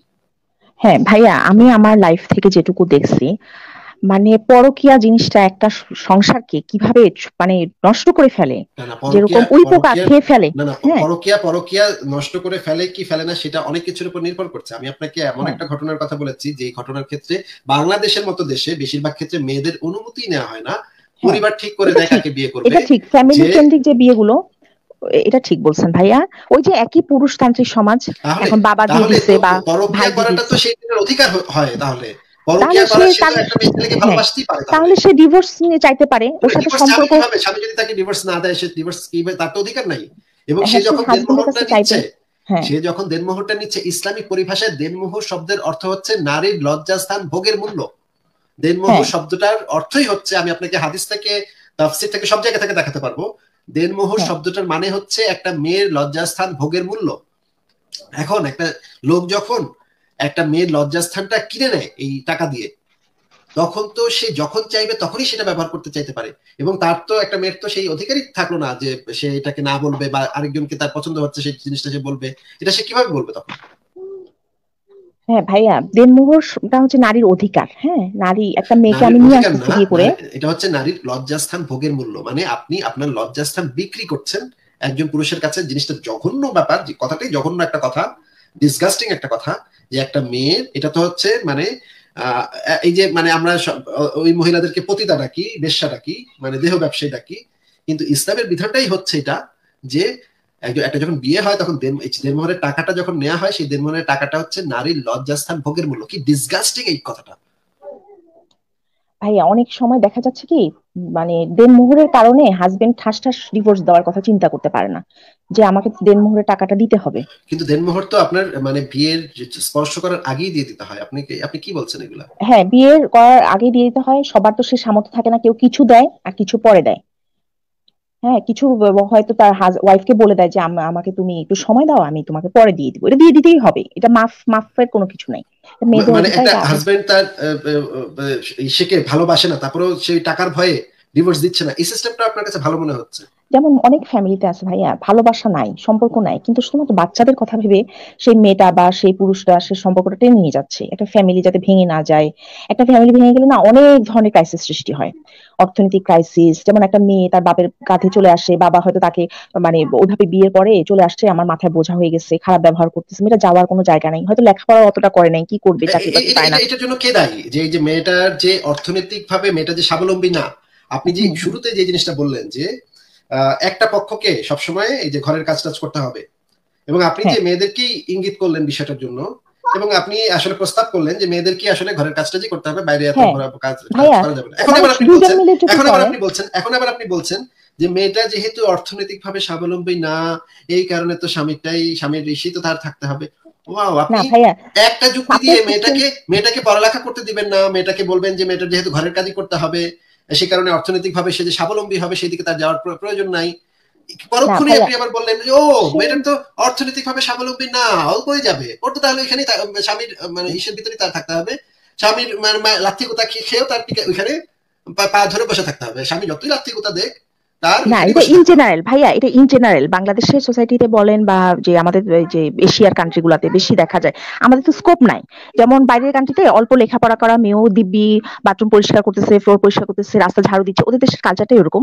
খুব সুন্দর মতো একটা সিঙ্গেল মাদার তার বাচ্চাকে লালন না না পালন না, করতেছে, সেটার কিন্তু জন্য আমাদের দেশে আপনি যখন টাকা ইনকাম করবেন, তখন কিন্তু ফ্যামিলিতে আপনার একটা তৈরি হয়, গ্রহণযোগ্যতা তৈরি হয়, গ্রহণযোগ্যতা তৈরি হয় ডিসিশন মেকিং ডিসিশন এ। মেকিং এ আপনি একটা হ্যাঁ ভূমিকা রাখতে পারেন। পরিবারের হ্যাঁ যখন হ্যাঁ একটা হ্যাঁ ডিসিশন নেওয়া হবে, তখন আপনি আপনি মুখ মানে সিনা টান করে আপনি একটা মতামত দিতে পারেন, এই যে আমার হ্যাঁ মতামত হ্যাঁ হচ্ছে হ্যাঁ এটা, তাই না? হ্যাঁ হ্যাঁ হ্যাঁ। আপনার যখন সেই অর্থনৈতিক সামর্থ্যটা না থাকবে, স্বাবলম্বী না হবেন, তখন তো আপনার সেই স্কোপটা থাকবে না, তখন সে আপনার কথা কেউ স্কোপটা পাত্তাই থাকবে দিবে না, না। পাত্তা দিবে না। তাহলে তো আপনার কি এটা বলাটা উচিত হয়েছে যে মেয়েদেরকে যেহেতু পরিবারই সামলাতে হবে, রান্না বান্নাই করতে হবে, সেহেতু বেশি বাইরে টাইরে যাওয়াটা উচিত না? এটা এটা না, কি আপনি ফ্যামিলি তখন কি হচ্ছে স্ট্যান্ডার্ড ছিল? সাপোর্ট সিস্টেম যদি থাকে মেয়েরা চাকরি করতে পারে, আমি এটাও বলেছিলাম যদি সাপোর্ট সিস্টেম থাকে, যেমন মনে করেন আমার বাচ্চাদেরকে টেক কেয়ারের মানুষ আছে, আমার রান্না বান্না করার মানুষ আছে, আমি দেখাই দিলাম খুব স্মুথলি চলতেছে, কোনো প্রবলেম হচ্ছে না, আমার সংসারটা স্মুথলি চলতেছে, তাহলে আমি চাকরির পাশাপাশি সংসারটা দেখলাম, সেটা ঠিক আছে। কিন্তু আমি একদম ছেড়ে দিতে পারবো না, ওটা আমার প্রথম ফার্স্ট প্রায়োরিটি, যে আমার সংসার ঠিক আছে কিনা, আমার বাচ্চা কাচ্চা ঠিক মতো ফুড পাচ্ছে কিনা, এডুকেশন পাচ্ছে কিনা। মানে এটার সাথে মানে স্বামীটার পার্থক্য কোথায়? স্বামীও তো এটা ছেড়ে দিতে পারবে না। মানে এই যে আপনি সমাজ, ছেলেটাকে আমাদের এবং সমাজ মেয়েটাকে দিচ্ছে না, আলাদা করছেন কিভাবে? আমাদের সমাজ দিচ্ছে না তো। আমি চাচ্ছি ইকুয়ালি ওরা পাক, দুজনেই কাজ করুক, আমি চাচ্ছি যে আমার হাজবেন্ডও আমার সাথে হেল্প করুক, আমার বাচ্চাটাকে কিন্তু একবেলা ইসলাম তো পড়াক, আপনাকে একবেলা বলছে, খাওয়াক। আপু ইসলাম তো আপনাকে বলছে এটার দায়িত্ব, পরিবারের দায়িত্ব, রান্না বান্না, ঘর সংসার, স্বামীর টাকা পয়সার হিসাব করা। আপনাদের আল্লামা শফি হুজুর বলেছে ওই মেয়েদের ক্লাস 4 পর্যন্ত পড়লেই হইলো, স্বামীর টাকা পয়সার হিসাব করতে পারলেই হইলো, এর চেয়ে বেশি পড়ালেখার দরকার নেই। তো না, এটা বলাটা ঠিক হয় নাই, কারণ ইসলামে তো জ্ঞান অর্জনকে অনেক প্রায়োরিটি দেওয়া না হয়েছে। না না, ইসলামে জ্ঞান হ্যাঁ, অর্জন বলতে ইসলামী জ্ঞান অর্জনের কথা বলা হয়েছে, এই তাগুতি জ্ঞান অর্জন করতে ইসলামের কথা বলা হয়নি আপু। হ্যাঁ, এখন যদি আবার এটাও বলা হচ্ছে যে ওয়াইফকে যদি ওয়াইফের চোখের পানি মুছে দেওয়া, ওয়াইফের কাজে সাহায্য করা, এটারও হাদিস আছে, ওটাতেও সওয়াব, অনেক বড় সওয়াব নেই। ওয়াইফের কাজ বলতে আবার কি জিনিস? আমি তো এটাই বুঝলাম না। মানে এই যে মানে ঘরের কাজ? পারিবারিক যে ঘরের না না না না না, গৃহস্থালী ঘরের কাজ তো গৃহস্থালী কাজ। ঘরের কাজ, এটাকে ঘরের কাজ বলে, তো এটাকে ওয়াইফের কাজ বলে না তো। আপু আপনার কথা থেকেই তো বোঝা যাচ্ছে আপনি ডিসাইড করে রেখেছেন যে রান্না বান্না করা, ঘর মোছা, কাপড় ধোয়া এগুলো স্ত্রীর কাজ, ওইখানে স্বামী এসে একটু করে দিবে। মানে আমি তো এটা বুঝতে পারছি না, আমার ঘরে যে কাজগুলো হয় সেটা তো ঘরের কাজ, সেখানে আমিও করি আমার বউ করে, এটা তো কারো কাজ না, এটা তো আমার বউয়ের কাজ না বা আমার কাজ এটা না, এটা পারিবারিক, ঘরের এটা কাজ। গৃহস্থালী কাজ, কিন্তু আমাদের কিন্তু আপনি যেহেতু, যখন বললেন যে হ্যাঁ স্ত্রীর কাজে সাহায্য করা, হ্যাঁ, মানে এটা স্ত্রীর ওভাবেই কাজ আসছে, বলতে, হাদিসটা আমি পেয়েছিলাম ফেসবুকে, যে স্ত্রীর কাজে হেল্প করলে তাহলে সেই যে হাজবেন্ডের সব। হাদিসটা থেকে আপনি তো যে একটা বাজে কথা শিখেছেন, স্ত্রীর কাজ বা স্বামীর কাজ বলে তো কিছু নাই, ঘরের কাজ আছে, সেই ঘরের কাজ তো দুজনে মিলে করবে, তাই না?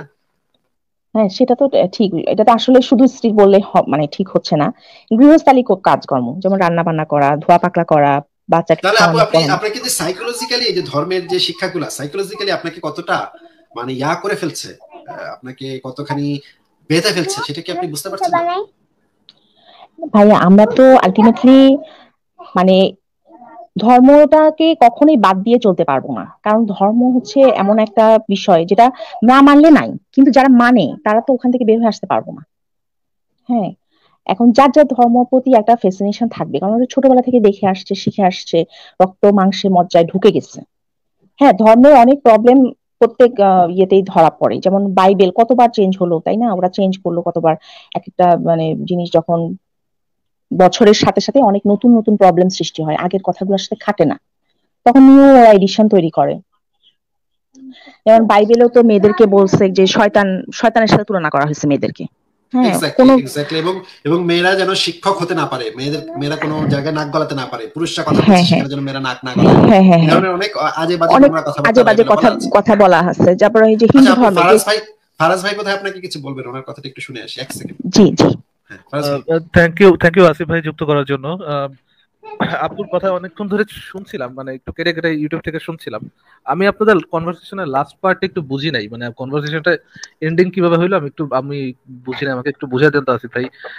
নারীদেরকে কি এই সুবিধাটা দেওয়া হয়েছে যে স্বামী ঘরে থাকবে এবং নারী বাইরে যায় ইনকাম করবে, স্বামী ঘরে বাচ্চা দেখাশোনা করবে এবং সরি, স্বামী ঘরে বাচ্চা দেখাশোনা করবে এবং নারী বাইরে যায় ইনকাম করবে, এই সুযোগ কি ইসলামে দেওয়া হয়েছে কিনা নারীদেরকে? না না, এরকম কোনো সুযোগ নাই। তাহলে তাহলে ভাই, আপনাদের কনভারসেশনের যে এন্ডিংটা, যে এটা হচ্ছে ঘরের কাজ, আহ, এটা স্বামী স্ত্রী যে কেউ করতে পারে, বা ওটা হচ্ছে বাইরের কাজ, ওটা স্বামী স্ত্রী যে কেউ করতে পারে, এই এই এন্ডিং গুলা তো ইসলামের সাথে মানে মিলানো কোনো এন্ডিং না নাকি? আহ, আমার কাছে তো ইসলামের সাথে মিলানো কোনো এন্ডিং মনে হচ্ছে না। আপনার কাছে কি মনে হয় আসিফ ভাই? আমিও আপনার সাথে একমত ফারাজ ভাই। ফারাজ ভাই, আমি 1 সেকেন্ড, আমাদের সাথে বোধহয় আরেকজন নারী যুক্ত হয়েছেন। সাধারণ, আপনি কি একটু শব্দ করবেন? সাধারণ, আপনি কি একটু শব্দ কথা বলবেন? আচ্ছা, উনি চলে গেলেন। হ্যাঁ ফারাজ ভাই, আপনি ওনার সাথে কথা বলেন তাহলে। না না, আমার আমার আসিফ ভাই ওই অতটুকু ইয়ে ছিল, মানে অতটুকু অ্যাড করা ছিল। আপনারা কনভারসেশনটার এন্ডিংটা ভালো ছিল, বাট ওটার সাথে ইসলামের কোনো যোগাযোগ নেই। হ্যাঁ, একদম ঠিক। এটার সাথে ইসলামের কোনো ইয়া নাই, কিন্তু আমি আসলে ওনার ইয়াটাই জানতে চাচ্ছিলাম, কারণ উনি কি বলছেন সেই জিনিসটা আমি একটু ভালোভাবে জানতে আর চাচ্ছিলাম। আরেকটা জিনিস আমি মানে ইউটিউব থেকে একটু মিস করে গেছি। আহ, সেটা হচ্ছে যে আপনারা বলছিলেন আহ, আমেরিকাতে যদি কোনো একজন নারী কোন একটা ওহী পেয়ে তার ভাষায় একটা ওহী পেয়ে তার বাচ্চাদেরকে জবাই করে, আরেকজন হচ্ছে নবী যে ওহী পাইছে সিমিলার, ওই দুইটার মধ্যে কোন ওহীটা হচ্ছে গিয়া গড় থেকে আসছে আর কোন ওহী গড় থেকে আসে নাই, এটা আমরা যাচাই করবো কিভাবে? এই কনভারসেশনের এন্ডিংটা কিভাবে হয়েছিল আসিফ ভাই? একটারও ভাই এন্ডিং হয় নাই, কিন্তু আচ্ছা সাইদা আপু, আপনি যদি বলতে চান বলেন, কোথায় কিভাবে এন্ডিংটা হয়েছিল? আসলে এন্ডিং হয় নাই, ভাইয়া ভাইয়ার অপিনিয়ন রাখছেন আর আমি আমার অপিনিয়ন রাখছি। ভাইয়ের সাথে কথা বলে যেটা খুব মানে ভালো লাগে সেটা হচ্ছে ভাইয়া আমার কথাগুলো খুব সুন্দরভাবে শুনছেন। হ্যাঁ, আমাকে কথা বলার সুযোগ দিচ্ছেন, আমার যুক্তিগুলো শুনছেন। মানে আমার না মানে একটা স্বাধীনতা থাকে কথা বলার, এই জিনিসটা খুব ভালো লাগছে। আমি আমার মতামতগুলো জানাইছি, ভাইয়া ভাইয়া মতামতগুলো জানাইছেন।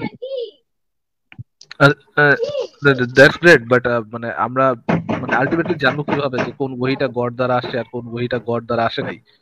এই জিনিসটা আমরা আলটিমেটলি কিভাবে বুঝবো? আপনি কি মনে করেন?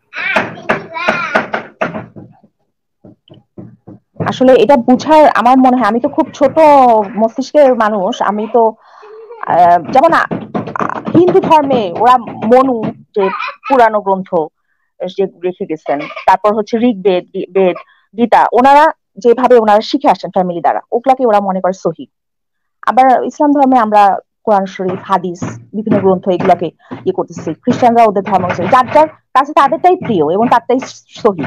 এটা আসলে তুলনা করলে না ঝামেলাগুলো বাড়ে, আমার মনে হয় বিদ্বেষও বাড়ে, ঝামেলা বাড়ে, সমাজে আরো বিশৃঙ্খলা সৃষ্টি হয়, মানে জাতিগত মানে বিভেদ। আমাদেরকে এটা যাচাই করে দেখা উচিত না যে প্রত্যেকেই সহি বলতেছে? মনে করেন মানে 5টা দোকানে প্রত্যেকেই বলতেছে সেই দোকানের ফেয়ার এন্ড লাভলি মাখলে গায়ের রং ফর্সা হবে।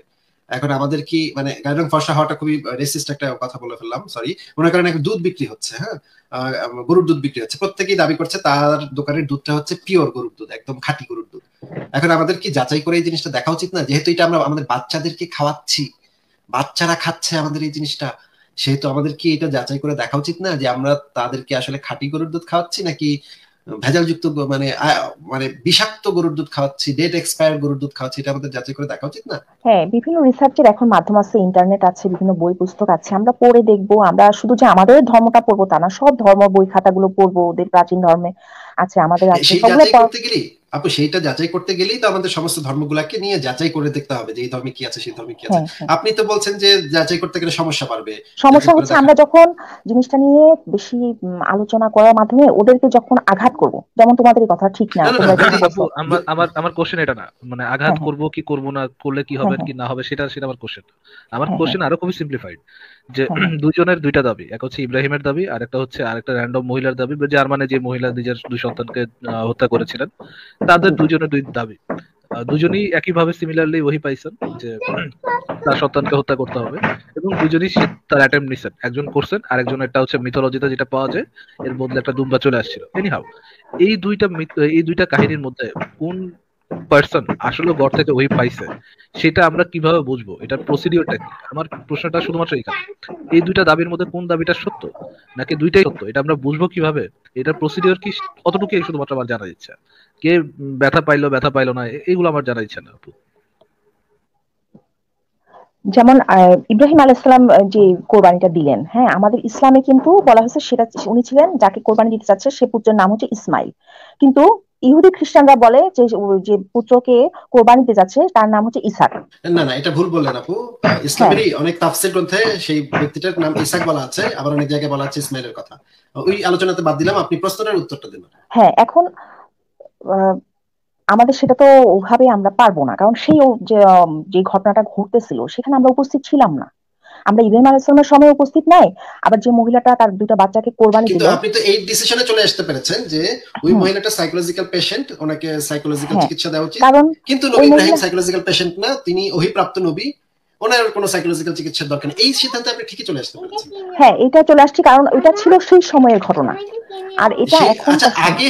আগে হলে পুরোনো দিনে হলে ঘটনাটা মানে বেশি সঠিক হয়, ওইটা নবী হয়ে যায় সে। আর ইদানিং কালে হলে সেটা সে সাইকোলজিক্যাল পেশেন্ট হয়ে যায়। মানে একই ঘটনা, মানে মানে আল্লাহ মনে করেন মানে গডের যদি এক উইশটা মানে ওই বাচ্চা হত্যা করার ওই উইশটা সেটা পুরাতন কালেই হইতে পারবে, এই না, কালে এটা হইতে পারবে গড না। কিন্তু উইশ করছে ওনাকে পরীক্ষা করার জন্য, ইমানি মানে পরীক্ষার যে জন্য। হ্যাঁ ওই মহিলাকেও তো একই উইশ করছে, ওই মহিলা তো বলতেছে একই কথা। হ্যাঁ, সেটা যে গড ওনাকে স্বপ্নে কিন্তু বলছে নবীকে এমন যে তো না। ইব্রাহিমকে যে গড বলেছে সেটার প্রমাণটা কোথায়? সেটা আমরা বিশ্বাস করব, এটা আমাদের তো নির্দ্বিধায় ওটা তো তাহলে তো নাকি আপু এটা তো ওই আপনি মহিলা বিশ্বাস করছে। আসিফ ভাই একটা সেকেন্ড, তাহলে একটু আগে আপনি যে মহিলাকে সাইকোলজিক্যাল ডিসঅর্ডার বললেন, এইটা তো আপনি এখনই উঠাই নিলেন। আপনি যদি বিশ্বাস বেজে হন, মানে বিশ্বাস বেজে হ্যাঁ যদি যাচাই করেন, একটু হ্যাঁ কথাটা শুনে নিন। হ্যাঁ বিশ্বাসের উপর বেস করে যদি যাচাই করেন, হ্যাঁ তাহলে তো ওই মহিলা যে কাজ করেছেন, আপনার নবী যে কাজ করেছেন, দুইটা হ্যাঁ একই লেভেলের সত্য, একইভাবে সত্য। দুইজনের দাবিটা একইভাবে সত্য। মানে তার গড, ওই মহিলার গড, যে মহিলা আম, নিজের বাচ্চাকে জবাই করে ফেলেছে, তার গডও যেমন এক্সিস্ট করে, ইব্রাহিমের গড সেও একই সাথে সাইমultaneously এক্সিস্ট করে। আপনি যদি দুইটাকেই সত্য বলতে চান, দুইটাকেই মেনে নেওয়ার কথা বলতে চান, এটা আপনাকে মেনে নিতে হবে, বিশ্বাস করতে হবে। তাহলে তারপর যদি বিশ্বাস করলেই সেই জিনিসটা কোনো ধরনের ভ্যালিডেশন পায়, না, যে কেউ ইসলামে যে কিন্তু কোনো একবারও কোনো একটা শেষ করে দিই হুম আপু, একটু শেষ করি। যে কেউ যে কোনো কিছু যে কোনো র্যান্ডম সময় বিশ্বাস করতে পারে, এবং সেটা সিমিলারলি, যেহেতু শুধুমাত্র বিশ্বাস করতে হবে, ওইখানেই যদি আটকা পড়ে থাকে। ধরেন আপনি বিশ্বাস করলেন আল্লাহ বলে কোনো একটা বিং এক্সিস্ট করে, আমি সাইমultaneously একই সাথে আপনার সাথে বিশ্বাস করা শুরু করলাম যে আল্লাহ কোন একটা ডোবায় পড়ে মারা গেছেন, বা ব্যানানা পিলের মধ্যে পিছলা খেয়ে সে মারা গেছেন। একই সাথে, যেহেতু আমাদের কাছে যাচাই করার কোনো ওয়ে নেই, আপনি বলতেছেন এটা বিশ্বাস করে নিতে হবে। একই সাথে আল্লাহ জীবিত আছে, এইটাও যেমন সত্য। একই সাথে আল্লাহ হচ্ছে ব্যানানা পিলের পিছলা খেয়ে মারা গেছেন, এইটাও সত্য। একই সাথে দুইটা সাইমultaneous জিনিস, কন্ট্রাডিক্টরি জিনিস সত্য হয়ে যাচ্ছে। যদি বিশ্বাসের উপর ডিপেন্ড করে তো আমরা আল্লাহ কোনো তো কিছু সত্য, আল্লাহ তো মৃত্যুই নাই। আল্লাহ তো আয়াতুল কুরসিতে এটা লেখা তো আছে যে এটাও তো ওনার তো আপনি মৃত্যু বিশ্বাসই নাই। করতেছেন হ্যাঁ আপু, এটা হ্যাঁ এটা তো আপনি যাচাই করতে পারছেন না, এটাও তো আপনি দিনের শেষে সেই বিশ্বাসই করতেছেন। আমি যদি বিশ্বাস করি, আপনার ওটা কিন্তু বিশ্বাসটা দেখেন যাচাই করার কোনো ওয়ে কিন্তু আপনার কাছে নাই। আপনি সেটাই বলতেছেন দিনের শেষে, যে আপনি শুধুমাত্র যাচাই বিশ্বাস করে দিতে হচ্ছে। এখন যদি শুধু হ্যাঁ বিশ্বাস করে নিলেই কোনো জিনিস সত্য হয়ে যায়, আপনি যে কনফিডেন্টলি বলছেন যে আল্লাহর মৃত্যু নাই, আমি যদি রাইট নাও বিশ্বাস করা শুরু করি আল্লাহ মারা গেছেন অলরেডি, এটাও যাচাই করার কোনো ওয়ে নাই। এবং দুইটাই জিনিস, আল্লাহ জীবিত আছেন এবং মারা গেছেন, দুইটাই সাইমultaneously সত্য। কারণ আপনি না আমার জিনিসও যাচাই করতে পারবেন না, আপনার জিনিসও যাচাই করতে পারবেন না। হ্যাঁ দুইটাই কিসের এটাই জিনিস হয়? দুইটাই বিশ্বাসের জিনিস হয়। তাহলে তো বিশ্বাসের আপনি জিনিস। বলতে আর পারেন না, সাইদ হ্যাঁ আপু, তাহলে তো আপনি আমার সাথে মানে আমাকে মিথ্যা আপনাকে সত্য এটাও বলতে পারবেন না, আপনাকে মিথ্যা আমাকে সত্য এটাও বলতে পারবেন না। যদি সত্য হইতে হয় কোনো স্টেটমেন্ট, দুইটার মধ্যে কোনো স্টেটমেন্টকে সত্য বলতে হয়, এবং সেই স্টেটমেন্টটা যদি আমাদের কাছে যাচাই করার কোনো ওয়ে না থাকে, তাহলে আপনিও সত্য, এবং সমান সমান ভাবে, একেবারে সমান সমান ভাবে আমারটাও সত্য। কেননা যাচাই করার কোনো ওয়ে নাই। আপনারা হিন্দু ধর্মকে মিথ্যা বলতে পারবেন না, আপনারা খ্রিস্টান ধর্মকে মিথ্যা বলতে পারবেন না, হ্যাঁ আপনারা বলতে পারবেন না থর বলে কোনো জিনিস এক্সিস্ট করে না। কেউ যদি এখন বিশ্বাস করে থর বলে আসলে কোনো জিনিস, কোনো বিং এক্সিস্ট করতো, আপনাকে বলতে হবে হ্যাঁ আল্লাহ যেমন সত্য, থরও যেমন তেমন সত্য। আল্লাহ যেমন সত্য, মা কালীও তেমন সত্য, আল্লাহ যেমন সত্য, জিজাসও গড। একই সাথে, কেননা দিনের শেষে কি যাচাই করার কোনো ওয়ে নাই, বিশ্বাস করে নিতে হবে। সেটাই তো বিশ্বাস। বিশ্বাসে মিলায় বস্তু তর্কে বহুদূর। এখন তাহলে তো আমার তাহলে তো দিনের শেষে আপনারা একজন হিন্দুর মধ্যে কোনো পার্থক্য নাই। না সে হচ্ছে ভাইয়া, অন্ধবিশ্বাসী, আপনি সেও অন্ধবিশ্বাসী। একজন গডকে বিশ্বাস করতেছে, আমিও একজন গডকে বিশ্বাস না না না করতেছি, না না শুধু না না না পার্থক্য। না না না না না না না না, সে সে একজন হিন্দু তো একাধিক গডও বিশ্বাস করতে পারে। হ্যাঁ একাধিক একাধিক গড, গড। হ্যাঁ হ্যাঁ একাধিক হ্যাঁ গডও যেমন সত্য, হ্যাঁ যে গড দাবি করতেছে গড একটা, সেও সত্য। হ্যাঁ মানে হ্যাঁ। একজন, না, মানে ওদের আপনার হচ্ছে বিশ্ব আপনার ব্রহ্মাণ্ডে আপনার একজন গড আছেন, সে বিভিন্ন সাইদাপু অবতার নিয়ে পৃথিবীতে আসে। সাইদাপু, হ্যাঁ এটা ম্যাটারই করতেছে না তার ল কি, হ্যাঁ আপনার ল কি, তার বিশ্বাস কি, তার বিশ্বাস কি। বিশ্বাস যদি আমরা ভেরিফাই করতে না পারি, যাচাই করতে না পারি, তাহলে সকল বিশ্বাস সমানভাবে সত্য হয়। আপনার আল্লাহ যেমন সত্য, আর হিন্দু ধর্মের যে 33 কোটি দেবতা, 33 কোটি দেবতাও সত্য।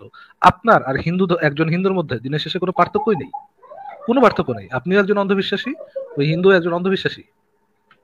এবং কেননা ফারাজ কারণ ভাই, ওনারকে কিছুক্ষণ আগে আমি যে কথাটা বললাম, যে এবং এই অন্ধবিশ্বাসের ভিতরে একটা অন্ধবিশ্বাস যদি আপনি বিশ্বাস না করেন, তাহলে ওই অন্ধবিশ্বাসের যে ঈশ্বর, সে আবার আপনাকে অনন্তকাল জ্বালাবে পড়াবে। হ্যাঁ, কেননা প্রত্যেকটা গডই সাইমultaneously সত্য, সাইমultaneously সত্য। যদি আমাদের কাছে যাচাই করার কোনো ওয়ে না থাকে, তাহলে তো প্রত্যেকটা গডই সত্য হয়ে যায়। মানে বিশ্বাস করে নিতে হবে, শুধুমাত্র বিশ্বাস করতে হবে। এবং আমি যদি বিশ্বাস করি দেয়ার ইজ এ গড, যে অলরেডি আল্লাহকে মানে 2 টুকরা করে খেয়ে ফেলছে, সেটাও সত্য। এবং কি যাচাই করার কোনো ওয়ে নাই, আপনাকে বিশ্বাস করতে হবে। আপনি কোনোভাবেই বলতে পারবেন না যে আমার পজিশনটা রং এন্ড আপনার পজিশনটা রাইট, কেননা দিনের শেষে ওইটাই, যাচাই করার কোনো ওয়ে নাই। এইভাবে আপু আমরা কোনো একটা যৌক্তিক পজিশনে পৌঁছাতে পারি না। আপনি যদি আপনি মানে আপনি একজন ফ্রি দেশের ফ্রি নাগরিক, আপনি যা খুশি তাই বিশ্বাস করতে পারেন, ইটস আপ টু ইউ। কিন্তু আপনি যখন আপনার বিশ্বাসটাকে বলবেন যে আপনার বিশ্বাসটা সত্য, সেটার পিছনে তো আলাদা কিছু রিজনিং রাখতে হবে। রিজনিং না থেকে শুধুমাত্র যদি আপনি বলেন যে আপনাকে বিশ্বাস করে নিতে হবে, তাহলে তো যে কোনো অন্ধবিশ্বাসের মতো আপনার অন্ধবিশ্বাসটাই জাস্ট একটা অন্ধবিশ্বাস। না ভাইয়া, আপনি সেটা বলতে পারেন, কিন্তু একটা ছোট বাচ্চা যখন পরিবার থেকে ছোটবেলা থেকে তাকে গড়ে উঠছে ওইভাবে, তার মধ্যে একটা বিশ্বাস তৈরি হয়ে গেছে, সে কিন্তু সেটা থেকে বের হয়ে আসতে পারবে না। এবং এটা তো ইস- আলোচনার অংশ না আপু। হ্যাঁ, এবং বের হইতে ইসলামে পারবে বলাই কি আছে পারবে যে না সে। প্রথমে বিশ্বাসটা করতে হবে, তুমি পরে যেটা করবা বা যেটা চিন্তা করবা সেটা পরের ব্যাপার, কিন্তু আগে বিশ্বাস স্থাপন করতে হবে 7টা মৌলিক বিষয়ের উপরে। তারপর তুমি যেটাই রিসার্চ করো, যেটা ইচ্ছা করো, সেটা তোমার ব্যাপার, আপনিও, কিন্তু আগে না আমরা কি বিশ্বাস। না, রিসার্চ করে সেই মৌলিক বিষয় থেকে বের হতে পারবো? মৌলিক বিষয় যদি মনে করেন আমি রিসার্চ করলাম এবং 7টা যে মৌলিক বিষয়, সে কোনো একটা মৌলিক বিষয় সম্পর্কে আমার কাছে মনে হলো যে মৌলিক বিষয় যে আমি বিশ্বাস করতেছি, মেনে নিচ্ছি প্রথমে, এটা একটা ভুল বিশ্বাস, আমি কি ওই বিশ্বাস থেকে বের হয়ে আসতে পারবো কিনা? ইসলাম আমাকে সেই অ্যালাউটা করে? না, সেই ইসলাম অ্যালাউন্সটা সেই আমাকে আলাদা করবে না আপনাকে 7টা বিষয়, ওটাতে সেই 7টাতেই তাহলে বিশ্বাস করবে। গবেষণা করলেই কি, গবেষণা না করলেই কি? যদি আমি অন্ধভাবে মেনে নেই এরপরে গবেষণা করি তাতেও কোনো লাভ নেই, না করি তাতেও কোনো লাভ নেই, আপনাকে অন্ধবিশ্বাসী হইতে হচ্ছে, ফার্স্ট কিন্তু স্টেজেই আপনাকে অন্ধবিশ্বাসী হইতে হচ্ছে। হ্যাঁ কিন্তু আসিফ ভাই। গবেষণা তো ভাই করেই হচ্ছে যাচাই করার জন্য, তাই না? একটা জিনিস সম্পর্কে আপনি রিসার্চ কেন করবেন? যাচাই করার জন্য। মানে যাচাই করে যদি যাচাই আপনি করে আপনি এটা আপনার ওই বুঝতে সিদ্ধান্তে পারবেন। যেতে হয়, যে সিদ্ধান্ত আগে থেকে নেওয়া আছে ওই সিদ্ধান্তে যদি যেতে হয়, তাহলে এই যাচাইটা কেন ভ্যালুলেস হয়ে গেল না? সহমত ভাই বলে যাচাই।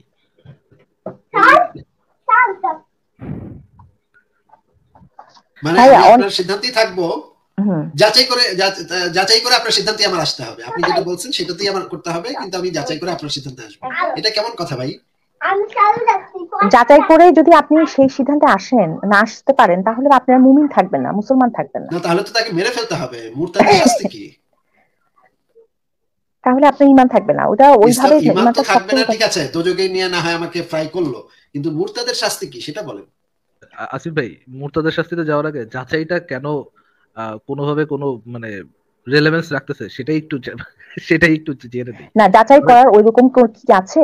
আমি কি বলতে পারবো যে আমি যা মানি সেটাই সত্য? এভাবে কি আমি প্রমাণ করে দেখাতে পারবো? না, আল্লাহ এক্সিস্ট করে, আমি কি তাহলে প্রমাণ করতে যাচাইটা পারবো না? আপু, আমার সেই যাচাইটা শক্তি কি নাই, সেই যাচাইটা কি একটা ভ্যালু রাখতেছে? মহাবিশ্বের যে মালিক, যে এই বিশ্ব ব্রহ্মাণ্ডের সৃষ্টি করছে, আমার কি ক্ষমতা আছে তাকে প্রমাণ করে দেখানো?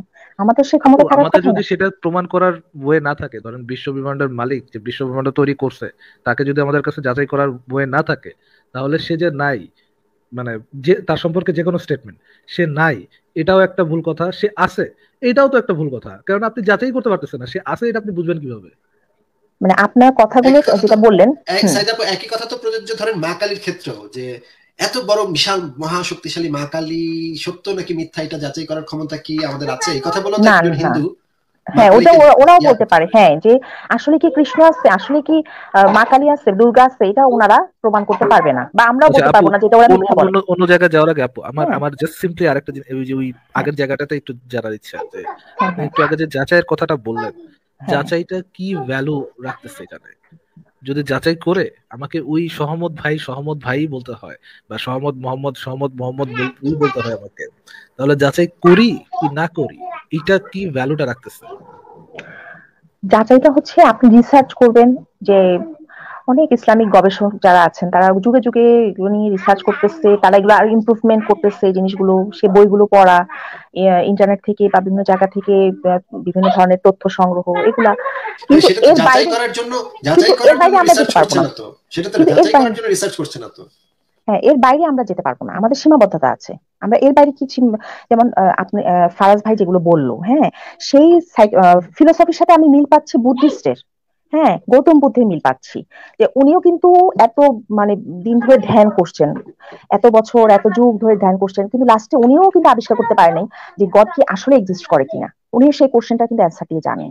উনি বলছেন যে এটা একটা চক্র, এই চক্রাকারে আমরা ঘুরতেছি, আমাদের বর্ন হবে, আমরা রিবর্ন হব, ভালো কাজ করলে আমরা মুক্তি পাবো আমাদের এই চক্রটা থেকে। আর এই চক্রটার মধ্যে যদি আমরা ভালো না কাজ করি, তাহলে এটার মধ্যে ঘুরতে থাকবো সারা জীবন, আর আমরা সকল ধরনের পেইন, সকল ধরনের কষ্টগুলো আমরা পাবো, পেতে থাকবো, এই চক্রটার মধ্যে আমরা ঘুরতে থাকবো। তো উনিও কিন্তু এই ইয়ে থেকে বের হয়ে আসতে পারেন। তো ফারাজ ভাইয়ের কথার সাথে আমি গৌতম বুদ্ধের যে ফিলোসফি সেটার সাথে পুরাই মিল পাচ্ছি। আচ্ছা, আমি তো একে অন্যান্য গড সম্পর্কে বলতে পারবো না, কিন্তু আমি তো আল্লাহ সম্পর্কে একেবারে পাক্কা এথিয়েস্ট, আমি তো আল্লাহকে কোনোভাবেই বিশ্বাস করি না, এবং আমি আল্লাহ যে নাই সেটা সপক্ষেও আমি মানে কোরআন থেকে দেখাইতে পারবো, মানে কোরআন থেকে প্রমাণ দেখাইতে পারবো যে কেন আল্লাহ নাই। তো আমি আমার অন্য কোনো গড আছে কি নাই, বা গড ডিপেন্ড করে হচ্ছে মানুষের, গডের তো ইউনিভার্সাল কোনো নাই, সংজ্ঞা নাই। আহ, এক একটা মানুষ এক এক ভাবে গডকে ডিফাইন করে। এখন কেউ যদি আমাকে বলে যে এই হচ্ছে আমার গড, ধরেন কেউ আমাকে বললো যে ইউনিভার্স, আমি ইউনিভার্সকে গড মানি, আমি তো বলতে পারবো না যে ইউনিভার্সে কোনো এক্সিস্টেন্স নাই। ইউনিভার্স অবশ্যই একটা, ইউনিভার্স অবশ্যই এক্সিস্টেন্সে আছে। বাট হ্যাঁ, এরকম পার্সোনাল গড, যে ধরনের গডে মানুষ মানে আহ, মানে এই আপনার এই বড় বড় ধর্মের যে গড গুলা, সেই গড গুলা না থাকার পিছনে ভালো ভালো রিজনিং আছে, অবশ্যই ভালো ভালো রিজনিং আছে, এবং আল্লাহ না থাকার পিছনে এনাফ এনাফ গুড রিজনিং আছে। আপনারা তো আল্লাহর কোনো ওই ইয়ার প্রমাণ দিতে পারবেন, বৈজ্ঞানিক প্রমাণ তো দিতে পারবেন না, ওটা হচ্ছে ফিলোসফিক্যাল আলোচনায় চলবে। ফিলোসফিক্যাল আলোচনা দ্বারাই প্রমাণ করা যায় যে আল্লাহর দাবিগুলো কন্ট্রাডিক্টরি। আল্লাহ এক এক জায়গায় এক এক সময় এক এক জিনিস দাবি করছেন, যে দাবিগুলো তাকেই আল্লাহর দাবি দ্বারাই প্রমাণ করা যায় যে আল্লাহ বলে কোনো জিনিস এক্সিস্ট করে না, যুক্তি দিয়ে প্রমাণ করা যায়। তো আমার আমার স্ট্যান্ড গৌতম বুদ্ধের মতো আমি মনে করি না যে একরকম। বাট আপু আমার আসিফ ভাই, আপনি নেক্সট কোনো টপিক উঠাবেন? আমি আমি তো ওই ইসের মানে যাচাই করার আলটিমেট ফলটা কি সেটা তো আমি বুঝলাম না, মানে দিনের শেষে ওই সহমতি বলতে হচ্ছে, সেটাই তো আমি বুঝলাম আর কি, এছাড়া তো অন্য কিছুর দিকে আগাতে পারলাম না। মানে দিন শেষে আমাদের ওই যে মানে মুসলমানই থাকতে হবে, ইসলাম ধর্ম যদি সে ত্যাগ করে তাহলে তাকে কল্লা উড়াইয়া দিতে হবে, কারণ নবী বলা গেছে যে ব্যক্তি ইসলাম ত্যাগ করবে তার গর্দান উড়াইয়া দাও। এটা হচ্ছে একটা মাফিয়া দল, যে এটার লিডার হচ্ছে দাউদ ইব্রাহিমের মতো মাফিয়া দল, যে দল ত্যাগ করলে তাকে, সেই দলের নেতা দাউদ ইব্রাহিম বলে গেছে যে তার গলা কেটে ফেলতে হবে। না, আবার উনি তো বিদায় হজে ভাষণে বলছেন যে যার যার ধর্ম তার, হ্যাঁ, ধর্ম নিয়ে বাড়াবাড়ি করিও না। আপনি আমাকে বিদায় হজের ভাষণটা সেইখান থেকে একটু দেখাতে পারবেন? হ্যাঁ, ধর্ম নিয়ে তোমরা বাড়াবাড়ি করিও না, ধর্ম নিয়ে বাড়াবাড়ি করো না, কোন কি কারণে বলেছে আপু? আমি এই জিনিসগুলা ভালোভাবে পড়েছি, ভালোভাবে আমি জানি। ধর্ম নিয়ে বাড়াবাড়ি করো না কোন ক্ষেত্রে বলেছেন তিনি, সেটা কি আপনার জানা আছে? উনি কি বলেছেন যে কেউ ধর্ম ত্যাগ করলে তাকে যেতে দাও, তাকে মানে সে যদি হিন্দু হতে চায় বা সে যদি খ্রিস্টান হতে চায়, সে যদি নাস্তিক হতে চায়, তাহলে তাকে তার মতো চলে যেতে দাও? এটা কি উনি বলেছেন কোথাও? মানে আপনি কি বলতে চাচ্ছেন বিদায়ী হজের ভাষণে তিনি এটা বলে গেছেন যে কেউ যদি ইসলাম ত্যাগ করে নাস্তিক হয়ে যেতে চায় তাহলে তাকে চলে যেতে দাও? এটা বুঝিয়ে গেছেন উনি? আমি বের করবো সেই হাদিসগুলো। সূরা কাফিরুনে যার যার ধর্ম তার, হ্যাঁ, যার যার ধর্ম তার। এইটার তাফসীরটা কি আপনি পড়েছেন আপু? এই সূরাটা এটা কোন সময় নাজিল হয়েছিল, কেন নাজিল হয়েছিল? এটা যে মুহাম্মদ একটা বিপদে পড়ে তখন নাজিল হয়েছিল, সেটা কি আপনি জানেন? এবং এইটা যে আমি শানে নজরুলটা পড়িনি আমি। আচ্ছা আপু, আচ্ছা ভাই, সরি, আমার একটা ছোট জিনিস জানার আছে আর কি। আচ্ছা আপু, আপনি কি মনে করেন যে এই যে যার যার ধর্ম তার কাছে, এটা একটা ভালো জিনিস, এবং কেউ যদি ইসলাম ধর্মে বিশ্বাস করতে না চায় তাকে সেই সুযোগটা দেওয়া উচিত যে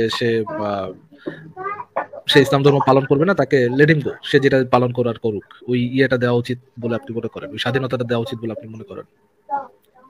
ইসলামী রাষ্ট্র ব্যবস্থায় একটা দেশে হিন্দু, মুসলমান, হিন্দু, বৌদ্ধ বা নাস্তিক, এথিস্ট যেটাই বলেন,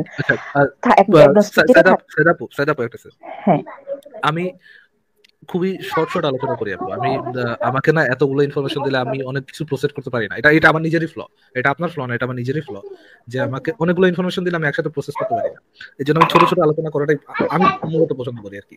আমার কোশ্চেনটা খুবই সিম্পল এন্ড ছোট, যে আপনি কি মনে করেন যে এই যার যার ধর্ম তার কাছে, বা ধর্ম নিয়ে বাড়াবাড়ি করো না, এটা দ্বারা এরকম কিছু বোঝানো হয় যে কেউ যদি ইসলাম ছেড়ে দেয় তাকে লেট হিম গো, যাই তাকে, সে যদি অন্য কোনো ধর্ম গ্রহণ করে তাকে করতে দাও, তাকে ফ্রি মানুষ হতে দাও, এরকম কিছু কি ইন্ডিকেট করে কি করে না? আমার প্রশ্নটা শুধুমাত্র এতটুকু। ইসলাম ছেড়ে দিলে সেটা তো ভালো চোখে দেখা হবে না, কিন্তু ইসলাম ছেড়ে দিলে তাকে বুঝানো হবে ইসলামের পথে ফিরে আসার জন্য, সেই স্কোপটা ইসলাম দেয়। বারবার তাকে দাওয়াত দেওয়া, তাকে বুঝানো, রেফারেন্স গুলো তাকে বুঝানো, মানে আলটিমেটলি ইসলামেই ফেরত আসতে হবে আমাকে। সেই স্বাধীনতাটা দেওয়া হচ্ছে না যে আমি ইসলাম ত্যাগ করতে পারবো, সেই স্বাধীনতা করা মানে তো কাফির হয়ে যাওয়া, সেটা তো ইসলামে একদম পরিপন্থী। হ্যাঁ, এটা বিপরীত। আমি তার মানে আমাকে সেই স্বাধীনতা দেওয়া হচ্ছে না। তাহলে তো আপু, যে আপনি যে কথাটা বললেন যার যার ধর্ম তার কাছে, ওটা তো আলটিমেটলি ফলপ্রসূ হইলো না। ওটা তো আলটিমেটলি কোনো এখন মানে আমার কাছে প্রসেস হলো না জিনিসটা, আমার কাছে ওইটা ইয়ে হলো না। আমি ইসলাম এত বছর ধরে ফলো করছি, আমার কাছে নবী মোহাম্মদের কাজ কাম ভালো লাগে না, আমার কাছে আল্লাহর এক্সিস্টেন্স সম্পর্কে আল্লাহ যে প্রমাণ দিয়েছেন সেগুলো একটাও গ্রহণযোগ্য কোনো কিছু মনে হয়নি। আমি যদি চাই এই প্রিমিটিভ আইডিওলজি থেকে আমি বের হয়ে আসবো, সেই স্বাধীনতা তো আমাকে ইসলামে দিচ্ছে না। ইসলামের যে দাবিটা যার যার ধর্ম তার কাছে, সেইটা তো অ্যাপ্রোপ্রিয়েট কোনো দাবি না, আপনি নিজেই বলতেছেন এখন। আচ্ছা এখন ফারাজ ভাই, একজন আমরা কি একটু এই সূরার এই আয়াতটার তাফসীরটা একটু পড়ে নেই? যদি আপনারা একটু চান তাহলে আমি একটু তাফসীরটা একটু দেখাতে পারি। এটা হচ্ছে আহকামুল কোরআন গ্রন্থ থেকে আমি দেখাচ্ছি। আহকামুল কোরআন আপনারা জানেন, আহকামুল কোরআন অত্যন্ত গুরুত্বপূর্ণ একটা গ্রন্থ ইসলামের। এখানে বলা হচ্ছে যে আল্লাহর কথা, দিনে কোনো জোর প্রয়োগ নেই, হেদায়েতের পথ গুমরাহি থেকে আলাদা স্পষ্ট প্রতিভাত হয়ে উঠেছে। জাহাক সুদ্দি সুলাইমান ইবনে মুসা বলেছেন, এই আয়াতটি মানসুখ হয়ে গেছে এই আয়াতটি দ্বারা। হে নবী, তুমি কাফের ও মুনাফিকদের বিরুদ্ধে জিহাদ করো। এই আয়াতটা দ্বারা আগের আয়াতটা মানসুখ হয়ে গেছে, মানে রহিত হয়ে গেছে। এবং এই আয়াতটি দ্বারা অতএব তোমরা মুশরিকদেরকে হত্যা করো। মানে এই যে এই দুইটা আয়াত দ্বারা এই আগের আয়াতটা যে যার যার দিন তার দিনে কোনো জোর জবরদস্তি নেই, জোর প্রয়োগ নেই, এই আয়াতটা মানসুখ হয়ে গেছে কোন আয়াত দুইটা দ্বারা? হে নবী, তুমি কাফের ও মুনাফিকদের বিরুদ্ধে জিহাদ করো, সূরা তাওবার ৭৩ নম্বর আয়াত, এবং তোমরা মুশরিকদেরকে হত্যা করো, সূরা তাওবার ৫ নম্বর আয়াত। নিচে বলা হচ্ছে, আল হাসান কাতাদা বলেছেন, দিনে জোর প্রয়োগ নেই কথাটি বিশেষভাবে সেই আহলে কিতাব লোকদের বেলায় যারা জিজিয়া দিতে প্রস্তুত হবে। আরবের সাধারণ মুশরিকদের বেলায় এ কথা নয়, কেননা তারা বশ্যতা স্বীকার করে জিজিয়া দিতে রাজি হয়নি। তাদের নিকট হয় ইসলাম কবুল করতে হবে, না হয় তরবারির আঘাত তাদের উপর পড়বে। আচ্ছা, নিচে কি বলা আছে দেখি। এই উক্ত আয়াতের অর্থ হলো, যুদ্ধের পরে যারা ইসলাম কবুল করেছে তাদের সম্পর্কে বলো না যে জোর জবরদস্তির ফলে তারা ইসলাম কবুল করেছে। আবু বকর বলেছেন, দিনে জোর প্রয়োগের অবকাশ নেই। এটি সম্ভব যে এই আয়াতটি মুশরিকদের বিরুদ্ধে করার আদেশ নাজিল হওয়ার পূর্বে এই আয়াত নাজিল হয়েছিল, ফলে তখন সে কথা সব কাফির সম্পর্কে প্রয়োগীয় ছিল। নিচে আরো বলা হচ্ছে, প্রতিরোধ করো সেই পন্থায় যা অতীব উত্তম, তাহলে তোমারও যার মধ্যে শত্রুতা আছে সে সহসাই অতীব উষ্ণ বন্ধুতে পরিণত হবে। নিচে বলা হচ্ছে, ইসলামের প্রথম দিকে যুদ্ধ নিষিদ্ধ ছিল, শেষ পর্যন্ত কাফিরদের প্রতি ইসলাম পেশ করার কাজটি যখন সম্পূর্ণ হয়ে গেল, নবীর সত্যতা প্রতিষ্ঠিত হলো, তারপরে যখন তারা শত্রুতা করতে থাকলো, তখন মুসলিমদেরকে নির্দেশ দেওয়া হলো তাদের সাথে যুদ্ধ করার জন্য। তখন দিনে জোর প্রয়োগ করার অবকাশ নেই কথাটি আরবের মুশরিকদের বেলায় মানসুখ হয়ে গেল। এরপরে আয়াত নাজিল হলো, মুশরিকদেরকে যেখানেই পাবে হত্যা করবে। মুশরিকদের বিরুদ্ধে যুদ্ধ করার হুকুম সম্বলিত আরো বহু আয়াত আছে, তাই উক্ত আয়াতের প্রয়োগ কেবলমাত্র আহলি কিতাবদের সাথে থেকে গেল, অর্থাৎ দিন গ্রহণের ব্যাপারে তাদের উপর জোর প্রয়োগ করা যাবে না। আর আহলি কিতাবদেরকে নিষ্কৃতি দেওয়া হবে তখন যদি তারা বশ্যতা স্বীকার করে জিজিয়া দিতে রাজি হয়, তখন তারা মুসলিমদের জিম্মি হয়ে থাকবে।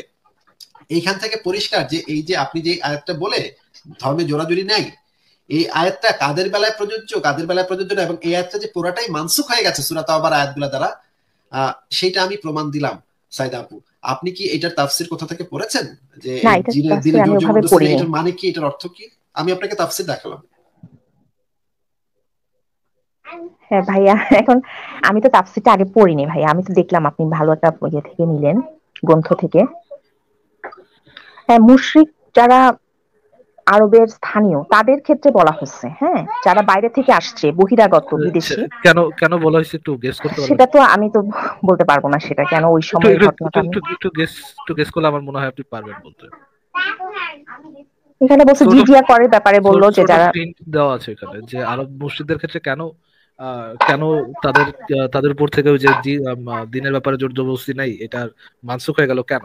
কেননা তাদের কাছে অলরেডি দিনের দাওয়াত পৌঁছে গেছে, তাদের কাছে অলরেডি নবী মোহাম্মদ তার সাহাবারা দিনের দাওয়াত পৌঁছাইছেন এবং তারা সেটা একসেপ্ট করেন নাই। এবং যেহেতু তারা করে নাই একবারে, এরপরে তাদের ক্ষেত্রে দিনের ব্যাপারে কোনো জোর জবরদস্তি নাই, সেই জিনিসটা আর খাটতেছে না। যেমন আসিফ ভাই, এই যে ইসলাম যে 3টা অপশন দেয়, হয় তোমরা ইসলাম গ্রহণ করো, না হয় তোমরা জিজিয়া দাও, না হলে তোমাদের হত্যা করা হবে। এই জিনিসটা কখন দেওয়া হয়, মানে জিহাদের ইয়েটা কখন করা হয়? একবার এই প্রসিডিওর চালানোর আগে একবার ওই এলাকায় ইসলামের দাওয়াত তো দেওয়া হয়। এম আই রং আসিফ ভাই? হ্যাঁ, ইসলামের দাওয়াত দেওয়াটা ইসলামের প্রাথমিক যুগে নেসেসারি ছিল। ইসলামের পরবর্তী যুগে দাওয়াত দেওয়াটা একদম নেসেসারি না, মানে কম্পালসারি না। আপনি দাওয়াত না দিয়ে তাদেরকে আক্রমণ করে তাদেরকে হত্যা করতে পারবেন। তবে বেশিরভাগ আলেম বলেছেন যে দাওয়াত দিতে পারে, ইসলামের দাওয়াতটা দিতে পারে, কিন্তু দাওয়াত না দিয়েও যদি তাদেরকে হত্যা করে ফেলেন সেটাও যে একেবারে বড় সমস্যা কোনো সেটা। তাহলে দিনের ব্যাপারে যে জোর জবরদস্তি নাই, এই জিনিসটার সাথে আলেমরাই তো একমত না। যদি আপনি দাওয়াত না দিয়ে আলেম একের কথা বলছেন।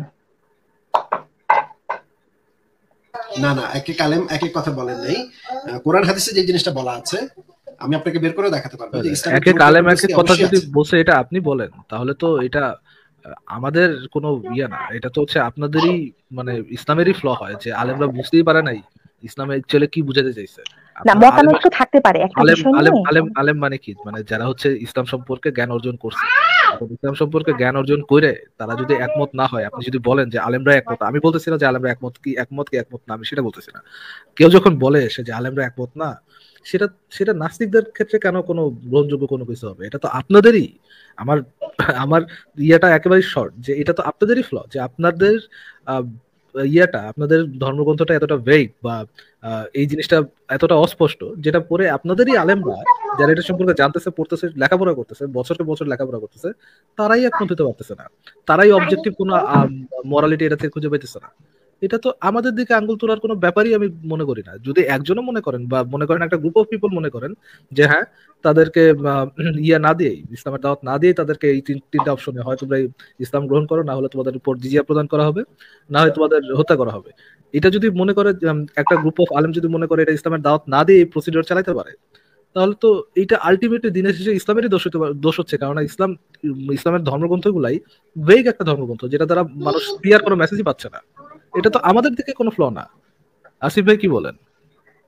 অবশ্যই ফারাজ ভাই, কিন্তু আমি যেটা জানি যে কোরআন হাদিসে এই বিষয়ে অন্তত এক এক আলেম এক এক কথা বলেছে, এক এক আলেম এক এক কথা বলে সেটা ওনার বিপক্ষে যায়, ওনার ধর্মের বিপক্ষে যায় যে আল্লাহ পাক জিনিসটা পরিষ্কার করে যেতে পারেন নাই, নবীও এটা পরিষ্কার করে যেতে পারেন নাই। কিন্তু এই বিষয়টা স্পেসিফিক, এই বিষয়টাতে কোনো আলেমের কোনো দ্বিমত নাই যে ইসলাম যে জোরপূর্বক চাপিয়ে দিতে হবে, জোরপূর্বক ইসলাম গ্রহণে বাধ্য করতে হবে। অসংখ্য হাদিস আছে, অসংখ্য কোরআনের আয়াত আছে এই বিষয়ে, জোর করে তাকে ইসলাম গ্রহণে বাধ্য করতে হবে, এটার অসংখ্য কোরআন হাদিসের রেফারেন্স আছে। সাইদা আপু, আপনি কি সেই কোরআন হাদিসের রেফারেন্স গুলো দেখতে ইচ্ছুক হলে আমি দেখাতে পারি, একটা করে দেখাবো। হ্যাঁ হ্যাঁ ভাইয়া, দেখান, কোনো সমস্যা নেই। আচ্ছা ঠিক আছে, আমি তাহলে বের করছি। যে নবী মোহাম্মদ যে নিজেই জোরপূর্বক ইসলাম ধর্ম গ্রহণে বাধ্য করতো, সেই রেফারেন্স গুলো বের করছি। ফারাজ ভাই এটা তো মাত্রই দেখাইলেন ভাই যে ওই আয়াত রহিত হয়ে গেছে, ওইটা শুধুমাত্র ওই সময়কার মানুষের জন্য ছিল, এটা তো মাত্রই দেখাইলেন আপনি। আরো ডিফারেন্ট কিছু দেখাবেন না? আরো দেখাইতে আরো পারেন। অনেক অসংখ্য আছে, অসংখ্য আছে যে এগুলা মানে ভয়ঙ্কর ভয়ঙ্কর নোংরা নোংরা কথাবার্তা, নোংরা নোংরা নোংরা জিনিসপত্র, আহ সেই জিনিসগুলো একটু বের করছি। আচ্ছা, সাইদা আপু, আপনি নেক্সট টাইম যদি আসেন কখনো, আপনার সাথে কথা বলে মোটামুটি ভালোই লাগছে। নেক্সট টাইম যদি কখনো আসেন, আহ, আপনার ইসলাম বিশ্বাসের পিছনে মেইন রিজনিং গুলা কি, বা আপনি কেন মনে করেন যে ইসলামটা আহ, বিশ্বাস করা উচিত মানুষের, সেটা নিয়ে আমরা যদি একটা কথা বলতে পারি, আমার মনে হয় একটা ভালো টপিক আলোচনা। হ্যাঁ, হ্যাঁ ভাইয়া, ইনশাল্লাহ এটা নিয়ে আলোচনা হবে। আপনার সাথে কথা বলে অনেক ভালো লাগছে ভাইয়া, নেক্সট টাইম ইনশাল্লাহ হবে। অবশ্যই আপু, অবশ্যই আরো কথা হবে, আরো আলোচনা হবে। আপু, আমি যে বইটা আপনাকে দেখাচ্ছি, এই বইটা খুবই বিখ্যাত একটা সিরাত গ্রন্থ। এই বইটার নাম হচ্ছে আর রাহিকুল মাকতুম। এই বইটার নাম শুনেছেন আপনি? হ্যাঁ হ্যাঁ, এটা খুব বিখ্যাত, আর রাহিকুল মাকতুম। হ্যাঁ হ্যাঁ, পাকিস্তানের একজন মানে প্রখ্যাত আলেম লিখেছেন সহিহ হাদিসের উপর ভিত্তি করে, এবং এই বইটা সৌদি আরবে সিরাত গ্রন্থগুলোর ভিতরে পুরস্কার প্রাপ্ত, মানে সেরা সিরাত গ্রন্থ হিসেবে স্বীকৃতি পেয়েছিল। এই জি। গ্রন্থের যে বাংলা অনুবাদ, সেটা 466 নম্বর পৃষ্ঠা থেকে আমরা একটু পড়ি, দেখি যে এখানে কি লেখা আছে। আপনি নিশ্চয়ই দেখতে পাচ্ছেন, আমি কি পড়ে শোনাবো? হ্যাঁ, একটু পড়ে শোনান ভাইয়া। আচ্ছা ঠিক আছে, এখানে বলা হচ্ছে যে রাসূলুল্লাহ সাল্লাল্লাহু আলাইহি ওয়াসাল্লামের মক্কায় অবস্থান ও কর্ম। রাসূলুল্লাহ মক্কায় 19 দিন, এটা মক্কা বিজয়ের পরের ঘটনা, হ্যাঁ, 19 দিন অবস্থান করেন। উল্লেখিত সময়ের মধ্যে তিনি ইসলামের পুনরুজ্জীবন প্রক্রিয়ায় তৎপর থাকেন এবং মানুষকে হিদায়াত ও তাকওয়ার আদেশ দিতে থাকেন। উল্লেখিত সময়ের মধ্যেই নবী সাল্লাল্লাহু আলাইহি ওয়াসাল্লামের নির্দেশক্রমে আবু উসাইদ খোজাই নতুন ভাবে হারামের সীমানা স্তম্ভ খাড়া করেন এবং ইসলামের দাওয়াত প্রদান এবং মক্কার পার্শ্ববর্তী স্থানসমূহে মূর্তিগুলো ভেঙে ফেলা হয়। অধিকন্তু নবী সাল্লাল্লাহু আলাইহি ওয়াসাল্লামের পক্ষ থেকে ঘোষণাকারী মক্কায় ঘোষণা দিতে থাকেন যে নিজ গৃহে কোনো মূর্তি রাখবেন না। মানে মক্কার এসে ঘোষণা দেওয়া হতে থাকে নিজ গৃহে, মানে একজন অমুসলিম, একজন পৌত্তলিক, একজন হিন্দু বা একজন পৌত্তলিক তার নিজের ঘরে কোনো মূর্তি রাখতে পারবে না। যদি ঘরে মূর্তি থাকে তাকে অবশ্যই ভেঙে ফেলতে হবে। এরপরে বলা হচ্ছে বিভিন্ন অভিযানে পাঠান, নবী তাদেরকে বিভিন্ন অভিযানে পাঠান। তখন 8ম হিজরির 25শে রমজান উজ্জা নামক দেবমূর্তি বিনষ্ট করার উদ্দেশ্যে খালিদ বিন ওয়ালিদ দের নেতৃত্বে একটি ছোট সৈন্যদল প্রেরণ করেন। উজ্জা দেবীর মন্দিরটি ছিল নাখালা নামক স্থানে। এটি ভেঙে ফেলে খালিদ প্রত্যাবর্তন করলে রাসূলুল্লাহ তাকে জিজ্ঞেস করলেন, তুমি কি কিছু দেখেছিলে? খালিদ বললেন, না, রাসূলুল্লাহ ইরশাদ করলেন, তাহলে প্রকৃতপক্ষে তুমি তা ভাঙনি, পুনরায় যাও এবং তা ভেঙে দিয়ে আসো। এই মূর্তির সাথে কিন্তু মুহাম্মদের কোনো গ্যাঞ্জাম নাই, তাদের সাথে কিন্তু মুহাম্মদের কোনো গ্যাঞ্জাম চলছিল না। এটা কিন্তু মুহাম্মদ এক জায়গায় পাঠিয়েছেন ওই অঞ্চলে একটা মূর্তি ভেঙে আসতে, একটা উপাসনালয় ভেঙে আসতে, নাখালা নামক স্থানে। তখন কি হলো, পুনরায় যাও এবং তা ভেঙে ফেলো। তখন উত্তেজিত খালিদ কোষমুক্ত তরবারি মানে নাঙ্গা তলোয়ার হাতে নিয়ে হস্তে পুনরায় সেখানে গমন করলেন। এবারে বিক্ষিপ্ত ও বিবস্ত্র চুল বিশিষ্ট এক মহিলা তাদের দিকে বের হয়ে এলো, মানে একজন মানে পাগলা টাইপের একজন মহিলা সেই মন্দির থেকে বের হয়ে আসলো। মন্দির প্রহরী তাকে চিৎকার করে ডাকতে লাগলেন, কিন্তু এমন সময় খালিদ তরবারি দ্বারা তাকে এত জোরে আঘাত করলেন যে তার দেহ দ্বিখণ্ডিত হয়ে গেল। মানে সেই পাগলা মহিলার সেই একটু মানে হয়তো তার মাথায় একটু সমস্যা ছিল, তার চুল টুল এলোমেলো ছিল। সেই মহিলাকে খালিদ এত জোরে, কারণ মন্দির থেকে বের হয়ে এসছে তো, সে তো মানে পত্তলিক মূর্তি পূজারী, সে তো মন্দির থেকে বের হয়ে এসছে, মোহাম্মদ তাকে নির্দেশ দিচ্ছে মন্দির ভাঙতে। সে খালিদ কি করলো, তলোয়ার দিয়ে, নাঙ্গা তলোয়ার দিয়ে তার দেহে এত জোরে আঘাত করলো যে তার দেহটা দুই খণ্ড হয়ে গেল। মানে চিন্তা করেন, একটা মহিলার দেহটা দুই ভাগে ভাগ হয়ে গেল। এরপর রাসূলুল্লাহকে তিনি সংবাদ অবগত করলে তিনি বললেন, মানে মুহাম্মদ বললেন, হ্যাঁ সেটাই ছিল উজ্জা। এখন তোমাদের দেশে তার পূজা অর্চনার ব্যাপারে সে নিরাশ হয়ে পড়েছে, অর্থাৎ পূজা অর্চনা হবে না। আচ্ছা, এরপরে হচ্ছে বাচ্চা কথা বলছে, এরপরে হচ্ছে নবী সাল্লাল্লাহু আলাইহি ওয়াসাল্লাম মে মাসে আমর ইবনুল আসকে সোয়া নামক বেদ মূর্তি ভাঙার জন্য প্রেরণ করেন। এই মূর্তি ছিল মক্কা থেকে 3 মাইল দূরে রেহতা নামক স্থানে। সেখানে কি হলো, প্রহরী বলল, তোমরা কি চাও? ওই লোকেরা বলল, আল্লাহর নবী এই মূর্তি ভেঙে ফেলার জন্য আমাদের নির্দেশ দিয়েছেন। সে বলল, তোমরা এই মূর্তি ভেঙে ফেলতে পারবে না। আমর বলল, কেন? সে বলল, প্রাকৃতিক নিয়মে তোমরা বাধাপ্রাপ্ত হবে। আমর বলল, তোমরা এখনো বাতিলের উপরেই আছো, তোমাদের উপর দুঃখ এই মূর্তিটি কি দেখে কিংবা শোনে? অতঃপর মূর্তিটির নিকট গিয়ে তিনি তা ভেঙে ফেলেন এবং সঙ্গী সাথীদের নির্দেশ প্রদান করলেন ধন সম্পদ গৃহটি ভেঙে ফেলতে, কিন্তু ধন ভাণ্ডার থেকে কিছুই পাওয়া গেল না। তারপর তিনি প্রহরীকে বলেন, বলো কেমন হলো? সে বলল, আল্লাহর দিন ইসলাম আমি গ্রহণ করলাম। মানে এই লোকটা বাঁচার জন্য ভয়ে, এই যে মুহাম্মদের সৈন্যদের বিভৎস কাজকর্ম দেখে ভয় বলতেছে, আল্লাহর দিন ইসলাম আমি গ্রহণ করলাম। এরপরের ঘটনা হচ্ছে, এইখানে পাঠালো মানত মূর্তি ধ্বংস করতে। তখন তারা বলল, মানত মূর্তি ভেঙে ফেলার উদ্দেশ্যে আমরা এসেছি। সে বলল, আমার জান তোমাদের কার্য জানে। সাদ মানাত মূর্তির দিকে অগ্রসর হলেন এবং উলঙ্গ কালো বিক্ষিপ্ত চুল বিশিষ্ট মহিলাকে বেরিয়ে আসতে দেখলেন। এখানে একজন মহিলা, কালো এবং বিক্ষিপ্ত চুলের একজন মহিলা বেরিয়ে আসলো। সে চিৎকার করে কাঁদতেছিল। তখন সাদ তাকে তরবারি দ্বারা আঘাত করে হত্যা করলেন। এরপর মূর্তিটি ভেঙে টুকরো টুকরো করে দিলেন। ধন সম্পদ, ধন দৌলত কিছুই পাওয়া গেল না। এরকম অসংখ্য কাহিনী আমি একটার পর একটা পড়ে যেতে পারি আপু। যে আপনি যে বললেন যার যার ধর্ম তার তার, যার যার দিন তার তার, ধর্ম নিয়ে বাড়াবাড়ি করো না। আমি অসংখ্য রেফারেন্স দেখাতে পারি, সহিহ হাদিসের অসংখ্য রেফারেন্স দেখাতে পারি যে মুহাম্মদের সেনাবাহিনী, মুহাম্মদ নিজে জোর করে তাদেরকে ধর্ম গ্রহণে বাধ্য করেছে। আরেকটা হাদিস দেখাবো আমি, সেটা হচ্ছে মুহাম্মদ যে নিজে ইহুদিদের এলাকায় গিয়ে হুমকি দিত, আমার ধর্মটা গ্রহণ না করলে তোমাদেরকে মাইরা ফেলবো, তোমাদেরকে হত্যা করা হবে, তোমাদের জমি জমা দখল করে নেওয়া হবে, এই হুমকি ধামকি দিত। সেটাও আমি দেখাবো, একটু পরে বের করছি। আপু, এই যে এই রেফারেন্স গুলো যে আপনি দেখলেন, এগুলো দেখে কি আপনার একবার মনে হচ্ছে যে ধর্মে জোর জবরদস্তি নাই এটা, নাকি জোর জবরদস্তি আছে? ভাইয়া, যে কোনো একটা মতাদর্শ যখন প্রতিষ্ঠা করতে হয় তখন যুগে যুগে কিন্তু হয়ে আসছে, মানে আমি আপনাকে যুদ্ধ বিগ্রহ তখন কিন্তু। আমি আপনাকে জিজ্ঞেস করেছি ইসলাম ধর্মে জোর জবরদস্তি আছে নাকি নাই, সেটা জিজ্ঞেস করেছি। সেটা হচ্ছে ওই সময়ের ঘটনা, যে সময় মাত্র ইসলাম শুরু হচ্ছে, ইসলামী রাষ্ট্র কায়েম করার জন্য। না, আমি জিজ্ঞেস করেছি কোন সময়ের ঘটনা, সেটাও জিজ্ঞেস করিনি আপু। জিজ্ঞেস করেছি ইসলামে জোর জবরদস্তি আছে নাকি নাই, সেটা। মানে এই কাজগুলো, যে কাজগুলো দেখানো হয়েছে, সেই কাজগুলো কি আল্লাহ মুহাম্মদ দ্বারা অ্যালাউড কোন কাজ নাকি? হ্যাঁ, অবশ্যই আল্লাহ দ্বারা অ্যালাউড। মনে করেন আপু, কলিমুদ্দিন বলতেছে, কলিমুদ্দিন সে নিজে কখনো গালি দেয় না। এই কথাটা বলার পরে কলিমুদ্দিন বলল যে কোন কুত্তার বাচ্চা বলে আমি গালি দেই, কোন কুত্তার বাচ্চা বলে, কোন হারামজাদা বলে আমি গালি দেই। এখন আমি তাকে জিজ্ঞেস করলাম যে এই যে আপনি যে শব্দের সময় যে কুত্তার বাচ্চা এবং হারামজাদা গুলো যে শব্দ ব্যবহার করছেন, এটাই তো গালি হলো। তখন সে বললো, না, এটা তো প্রেক্ষাপট বুঝতে হবে, এটা তো পরিপ্রেক্ষিত, সেই সময়ে সেই কারণ, আগের আয়াত পরের, আগের গালি পরের গালি, আগের আয়াত পরের আয়াত বুঝতে হবে। কিন্তু তাতে কি, মানে আগের আয়াত পরের আয়াত যদি আমরা বুঝি বা প্রেক্ষাপট পরিপ্রেক্ষিত বুঝি, তাতে কি সে যে গালিবাজ না, এই কথাটা কি সত্য বলে প্রমাণিত হলো, নাকি সে গালিবাজ এটা সত্য বলে প্রমাণিত হলো? না ভাইয়া, একটা জিনিস কি, আমাদের ইসলাম যখন কায়েম করা হচ্ছে তখন কিন্তু অসংখ্য মুশরিক বলেন, তারপরে যারা কাফের, তাদেরকে কিন্তু হত্যা করা হচ্ছে যখন কায়েম করা হচ্ছে। কিন্তু যখন ইসলামী রাষ্ট্র হয়ে গেল, তারপরে কিন্তু তাহলে কি জোর জবরদস্তি হলো নাকি হলো না, সেটা জিজ্ঞেস করছি। হ্যাঁ, জোর জবরদস্তি না, যেটা যে কারণেই হোক না কেন, আচ্ছা, সেটা যে কারণেই হোক না কেন, হ্যাঁ, যে কারণেই যে সময় হোক না কেন, যদি আপনি বলেন যে এই ধর্মে কোনো জোর জবরদস্তি নাই, কিন্তু সেই সময় জোর জবরদস্তি আমার নবী সেই সময় জোর জবরদস্তি করে তাদেরকে বাধ্য করেছে ইসলাম কবুল করতে, হ্যাঁ, এই কারণ কথাটা কি একটার সাথে আরেকটা মিললো? মূর্তি পূজা কিন্তু ইসলামে হারাম। হ্যাঁ, ইসলামে হারাম, কিন্তু তাদের জন্য তো হারাম না, যে পালন করছে তার জন্য কি হারাম নাকি এটা? না, তার জন্য সে তো ওইটা মনে করেই মূর্তি পূজা করতেছে, সে তো আর বুঝতেছে না। তাকে দাওয়াত দেওয়া হলো, তাকে এতবার আল্লাহর পথে আসতে বলা হলো, কিন্তু সে আসতেছে না। এখন আল্লাহর নির্দেশ হচ্ছে ইসলামী রাষ্ট্র কায়েম করা, তো সেই জন্য তো এই মানে আল্লাহর ইচ্ছায় বা আল্লাহর কথা মতোই নবী করছেন প্রত্যেকটা কাজ। আচ্ছা, নবীর আল্লাহর প্রত্যেকটা কাজ কথা মতো তাহলে তো নবী করলে কি সেটা, আচ্ছা বলেন ফারাজ ভাই, সিরিয়াসলি ভাই।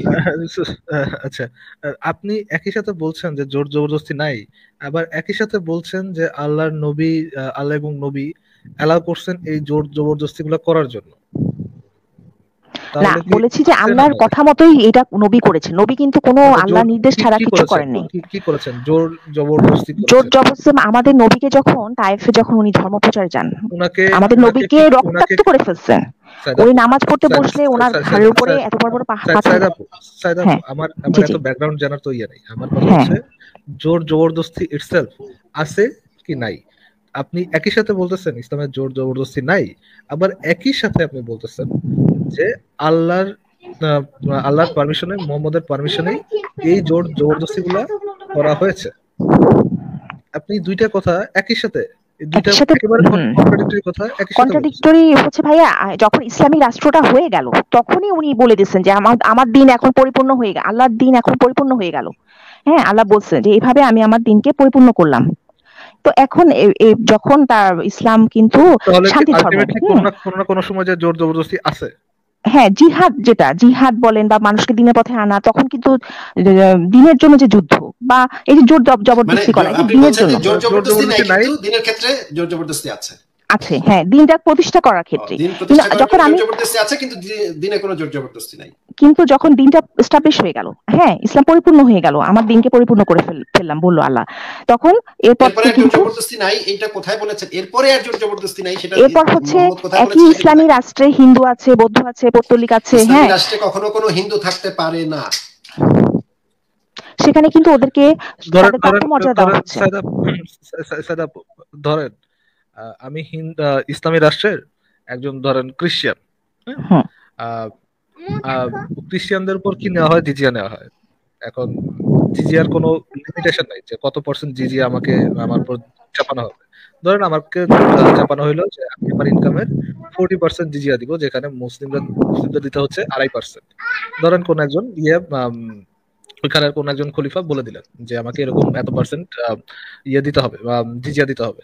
আমি যদি ওইটা বিরোধিতা করি, আমি যদি বলি যে না, এত পার্সেন্ট জিজিয়া আমি দিতে পারবো না, আমার দেওয়ার মতো সামর্থ্য হবে না, বা আমি আমার দেওয়ার মতো সামর্থ্য আছে কিন্তু আমি যদি দেই তাহলে আমার সংসার চালাতে পারবো না ঠিক মতো, বা আমার বেটার লাইফের জন্য আমি এটা আমার জন্য জুলুম হয়ে যাবে, সেই ক্ষেত্রে কি আমি তার বিরোধিতা করতে পারবো নাকি আমাকে সেটা মেনেই নিতে হবে?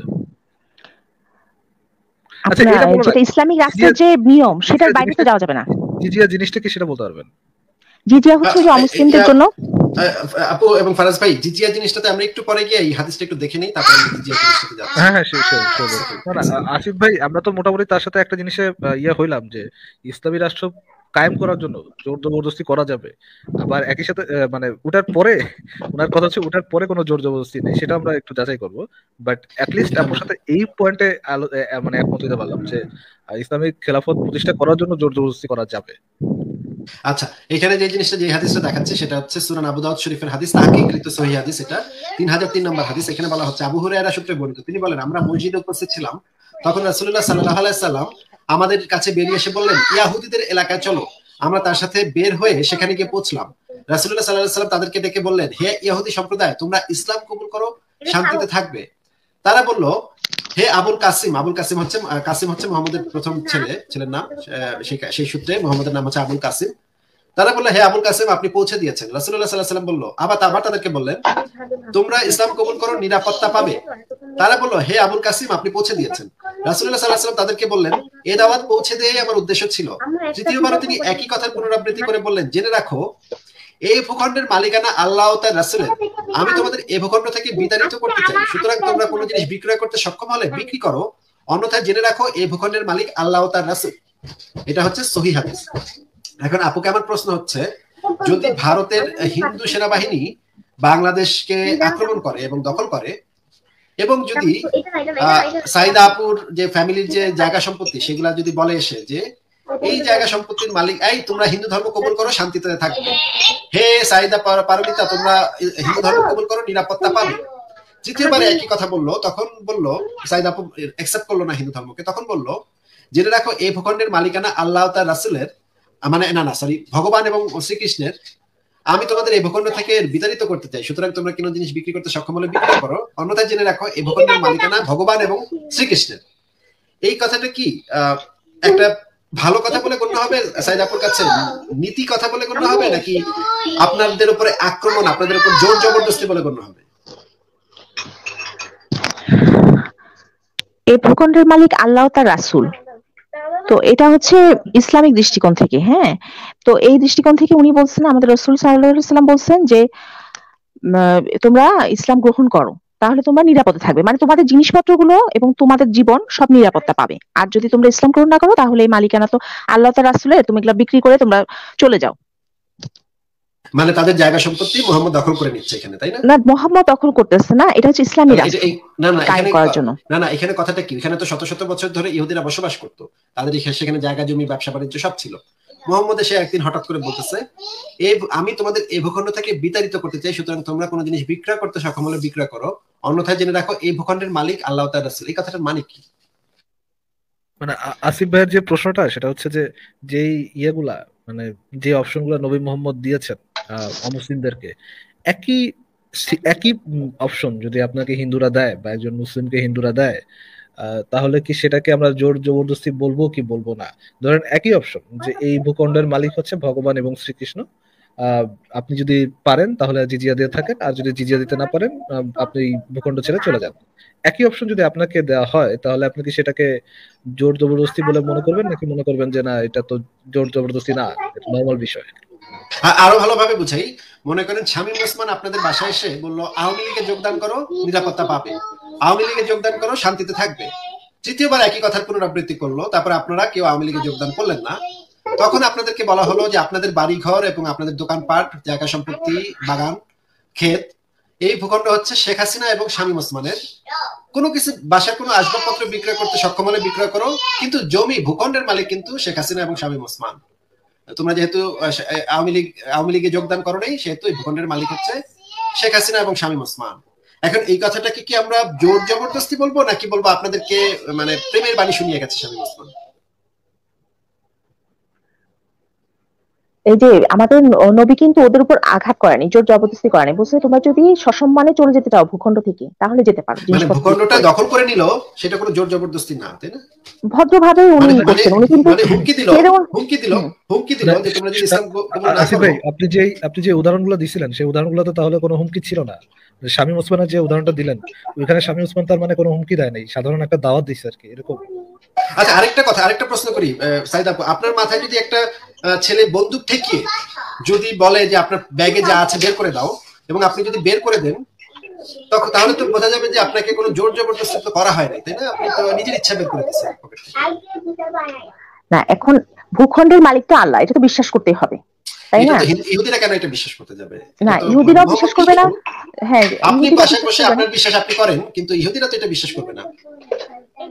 এখন হিন্দু এসে যদি বলে যে এই আপনার বাসার জমিটা হচ্ছে ভগবানের, তাতে তো আপনি তো আপনার ভগবানের জমি বলে তো তাকে দিয়ে দিবেন না, তাই না? আসিফ ভাই, আমি আপনাকে একটু রিকোয়েস্ট করি, এই যে লাস্ট যে উদাহরণটা দিলেন একই উদাহরণটা মানে সিমিলার ফিচার্স রেখে ওনাকে জিজ্ঞেস করেন ওটাকে কি উনি জোর জবরদস্তি বলবে কিনা, নাকি এটাকে নরমাল কোনো কথা বলে মনে করবেন। আচ্ছা, উদাহরণটা আরেকটু বদলে দেই, আপনাকে যদি মাথায় বন্দুক ঠেকিয়ে না আসিফ ভাই আমার মনে হয় শুধুমাত্র ধর্মটাই যদি বলেন, আমি মনে হয় উনি রিলেট করতে পারতেছেন, বাকিগুলোতে রিলেট করতে পারতেছেন না। আচ্ছা ঠিক আছে, বলেন সাইদা আপু, আপনি বলেন, উত্তরটা দেন। এটা তো জোর জবরদস্তি হলো না তো, তাই না? না, ওটা তো তখন ইসলামী রাষ্ট্র, এখন আমাদেরটা তো ইসলামী রাষ্ট্র না, আমাদেরটা হচ্ছে আমি ইসলামী রাষ্ট্রের কথা বলিনি, আপনাকে একটা উদাহরণ দিয়েছিলাম, কয়েকটা উদাহরণ দিয়েছিলাম। উদাহরণগুলো থেকে বলেন যে শামীম ওসমান এসে যদি আপনাকে এই কথাটা বলে, তাহলে তো শামীম ওসমান তো আপনার উপরে কোনো জোর জবরদস্তি করলো না, তাই না? আপনার জমি জমা দখল করলো, কিন্তু জোর জবরদস্তি তো করলো না, তাই না? না, কোনো হিন্দু যদি এসে বলে যে এটা হিন্দু আমাদের বলে দেশ, হিন্দু তোমার বলেনি, হিন্দু শামীম ওসমানের কথা বলেছে। শামীম ওসমান না, এসে ওটা যদি তো বলে, রাজনৈতিক ক্ষেত্র, না আর না, এটা যে হচ্ছে ক্ষেত্রেই হোক, যে ক্ষেত্রেই হোক, শামীম ওসমান এসে বললো আপনি আওয়ামী লীগে যোগদান করতে হবে, যোগদান না করলে আপনার জমি জমা, জায়গা সম্পত্তি, ক্ষেত ক্ষেত ভিটা বাড়ি সব শামীম ওসমান এবং শেখ হাসিনার। এখানে কি জোর জবরদস্তি হয়েছে, নাকি আপনি সুন্দর নিজ ইচ্ছায় ভালোবেসে শামীম ওসমানকে সব জায়গা জমি দিয়ে দিয়েছেন? না, এটা তো রাজনৈতিক প্রেক্ষাপট, এখানে তো যেই জোর প্রেক্ষাপটই জবরদস্তি। হোক, হ্যাঁ, এখানে জোরাজুরি করা হয়েছে নাকি জোরাজুরি করা হয় নাই? হ্যাঁ, অবশ্যই জোরাজুরি তো এটা এখানে কিভাবে হয়েছে। আমার জোরাজুরি হলো? আপনাকে তো অপশন দিয়েছিল, হয় আওয়ামী লীগে যোগদান করেন, অথবা যদি আওয়ামী লীগে যোগদান করতে না চান তখন আপনাকে এই আপনার ভিটামাটি দখল করে ফেলা হবে। অপশন তো দেওয়া হয়েছে, তাহলে হ্যাঁ, জোরাজুরি এখন কোথায়? আমার স্বাধীনতাটা খর্ব হচ্ছে, আমি তো আওয়ামী লীগে কিভাবে যোগদান করতে স্বাধীনতা চাচ্ছি খর্ব, না। কিভাবে স্বাধীনতা খর্ব হলো? আপনাকে তো রাজনৈতিক অপশনই অধিকার, দিল। হ্যাঁ, রাজনৈতিক অধিকার তো আমার হচ্ছে, আমি যে কোনো দল বেছে নিতে পারি। ওয়াও ওয়াও ওয়াও হ্যাঁ, ওয়াও, ফ্যান্টাস্টিক। কিন্তু এটা তো এখন আপনি রাজনীতি না, বলেন, এটা তো ধর্মীয় অধিকার, একজন মানুষের ধর্মীয় অধিকারও থাকে। যদি একজন মানুষ ধর্ম পালনের অধিকার থাকে, যার যেটা ইচ্ছা সে সেই ধর্ম পালন করবে, যার যার ব্যাপার। এইটার কারণে যদি বলা হয় আপনাকে, এসে কেউ বলে হিন্দু ধর্ম গ্রহণ না করলে আপনাকে জায়গা সম্পত্তি দখল করে নিবে আপনার, তখন কি আপনি বলবেন যে জোরাজুরি করা হয় নাই আপনার সাথে? না, সেটা তো অবশ্যই আমি গ্রহণ করব না। তারা জোরাজুরি করলে জোরাজুরি তো, হয়েছে নাকি হয় নাই? হ্যাঁ, অবশ্যই জোরাজুরি হয়েছে। একই ক্ষেত্রে কিন্তু আমি, একইভাবে নবী মোহাম্মদ যদি একই কাজ করে থাকে, তাহলে ওইটাকে আমরা জোরাজুরি বলতে পারি না, তাই না? কারণ সেইটা তো ইসলামী রাষ্ট্রের সময়, এখন তো না কেউ না, জোরাজুরি আমরা করছে হিন্দু না। রাষ্ট্র হয়, এখন যদি তারা হিন্দু রামরাজ্যত্ব তৈরি করতে চায় এবং যদি হুম, বলে যে আমরা হিন্দু রামরাজ্যত্ব তৈরি করব, এখন সব মুসলমানদেরকে বিতাড়িত করব, তাদের জায়গা সম্পত্তি লুট করে নিব। এখন যদি বলে রামরাজ্যত্ব প্রতিষ্ঠা করার জন্য এটা আমরা করছি, এটাকে জোর জবরদস্তি আমরা বলি না, এটাকে আমরা বলি রামরাজ্যত্ব প্রতিষ্ঠা করার জন্য প্রয়োজনীয় ব্যবস্থা গ্রহণ, তখন কি সেটাকে আপনার কাছে জাস্টিফাইড হবে? না, এখন তো ধর্ম নিয়ে তো এরকম হচ্ছে না, আগের দিনে তো যদি ধর্ম হয়, নিয়ে। আপনাকে তো বলেছি, যদি আপনি যেটা বলছেন আপনার খিলাফত হুম, প্রতিষ্ঠার জন্য, ইসলামী রাষ্ট্র প্রতিষ্ঠার জন্য, একইভাবে আমি বলেছি যে হ্যাঁ, যদি এখন হিন্দুরাই একই কাজ রাম রাজত্ব প্রতিষ্ঠা করার জন্য করতে চায়, এটা যে হচ্ছে কি হচ্ছে না সেটা তো আমার প্রশ্ন না আপু। আমার প্রশ্ন হচ্ছে যদি করতে চায়, সেটা কি আপনার কাছে ন্যায়সঙ্গত কাজ বলে মনে হবে নাকি অন্যায় মনে হবে, কারো অধিকার হরণ বলে মনে হবে? হ্যাঁ, অবশ্যই অধিকার হরণ না, এটা এটা তো মানবাধিকার তাহলে এই লঙ্ঘন। যে আমি আপনাকে যেই হাদিসটা দেখালাম, এখানে যে ইহুদিরা শত শত বছর ধরে যেই জায়গায় যেই সম্পত্তিতে বসবাস করতো, মোহাম্মদ তাদেরকে গিয়ে বলল আমি তোমাদের এই ভূখণ্ড থেকে বিতাড়িত করতে চাই, যদি ইসলাম কবুল না করো তাহলে তোমাদের জায়গা সম্পত্তি থেকে বিতাড়িত করবো, তোমরা যদি কিছু কিছু জিনিস বিক্রি করতে পারো করো, কিন্তু ভূখণ্ড কিন্তু মানে জায়গা সম্পত্তি কিন্তু আল্লাহ এবং তার রাসূলের। এই জিনিসটা কি তাদের অধিকার হরণ হলো নাকি হলো না? হ্যাঁ, এটা তো অধিকার হরণ হলো, কারণ ওদের আহ, যে ধর্মীয় অধিকারটা সেটা ব্যাহত হচ্ছে, ওরা তো চাচ্ছে না, আর এটা ওদেরই জায়গা, ওরা অনেক দিন ধরে আছে, এখান থেকে বের করে দেওয়া দিলে তো ওরা ইয়ে করবে। হ্যাঁ, কিন্তু তাহলে সেটা তাদেরকে কি জোর করা ইসলামিক হলো নাকি রাষ্ট্রে, জোর করা হলো না? তাদেরকে কি হ্যাঁ, জোর করা হলো নাকি?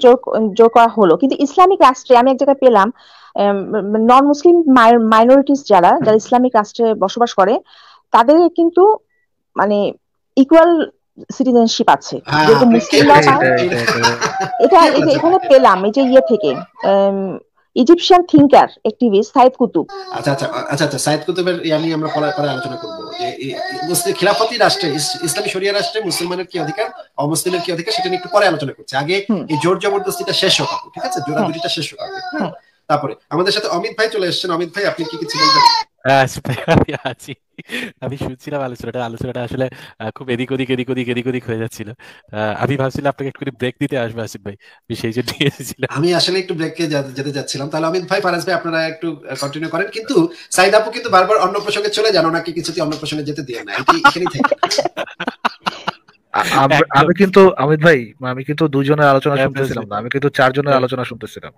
ওইখান থেকে আসিফ আসিফ ভাইয়ের, সিদ্ধার্থ, আপুর বেবি, ওরে বাবা, চারজনের আলোচনা একসাথে শুনছি। আপুর বেবি তো এখনো আলোচনা চালা যাচ্ছে। আমি আমি হ্যাঁ, যতক্ষণ না পর্যন্ত মোবাইল ছাড়বো ও ঘুরতেই থাকবে বাসায়ও, রেস্টলেস, খুবই রেস্টলেস আমার ছেলে।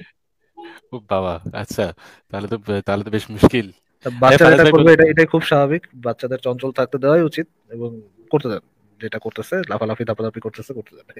বাচ্চা থাকতে পারবে এবার কতদিন? সেটা এক্স্যাক্টলি ফারাজ ভাই, বাচ্চা কতদিন থাকতে পারবে? এখনই দুদিন বাদে বড় হয়ে যাবে, স্কুলে যাবে, ব্যাস হয়ে গেল, দুষ্টুমি করার দিন শেষ, জীবন জীবন শেষ, জীবন ওই জায়গায় জীবন শেষ, শেষ। স্কুলে ঢোকার সাথে সাথে জীবন শেষ। এখন যত একদম, মজা করার করতে দেন, কোনো সমস্যা না। অবশ্যই, একদম সঠিক কথা।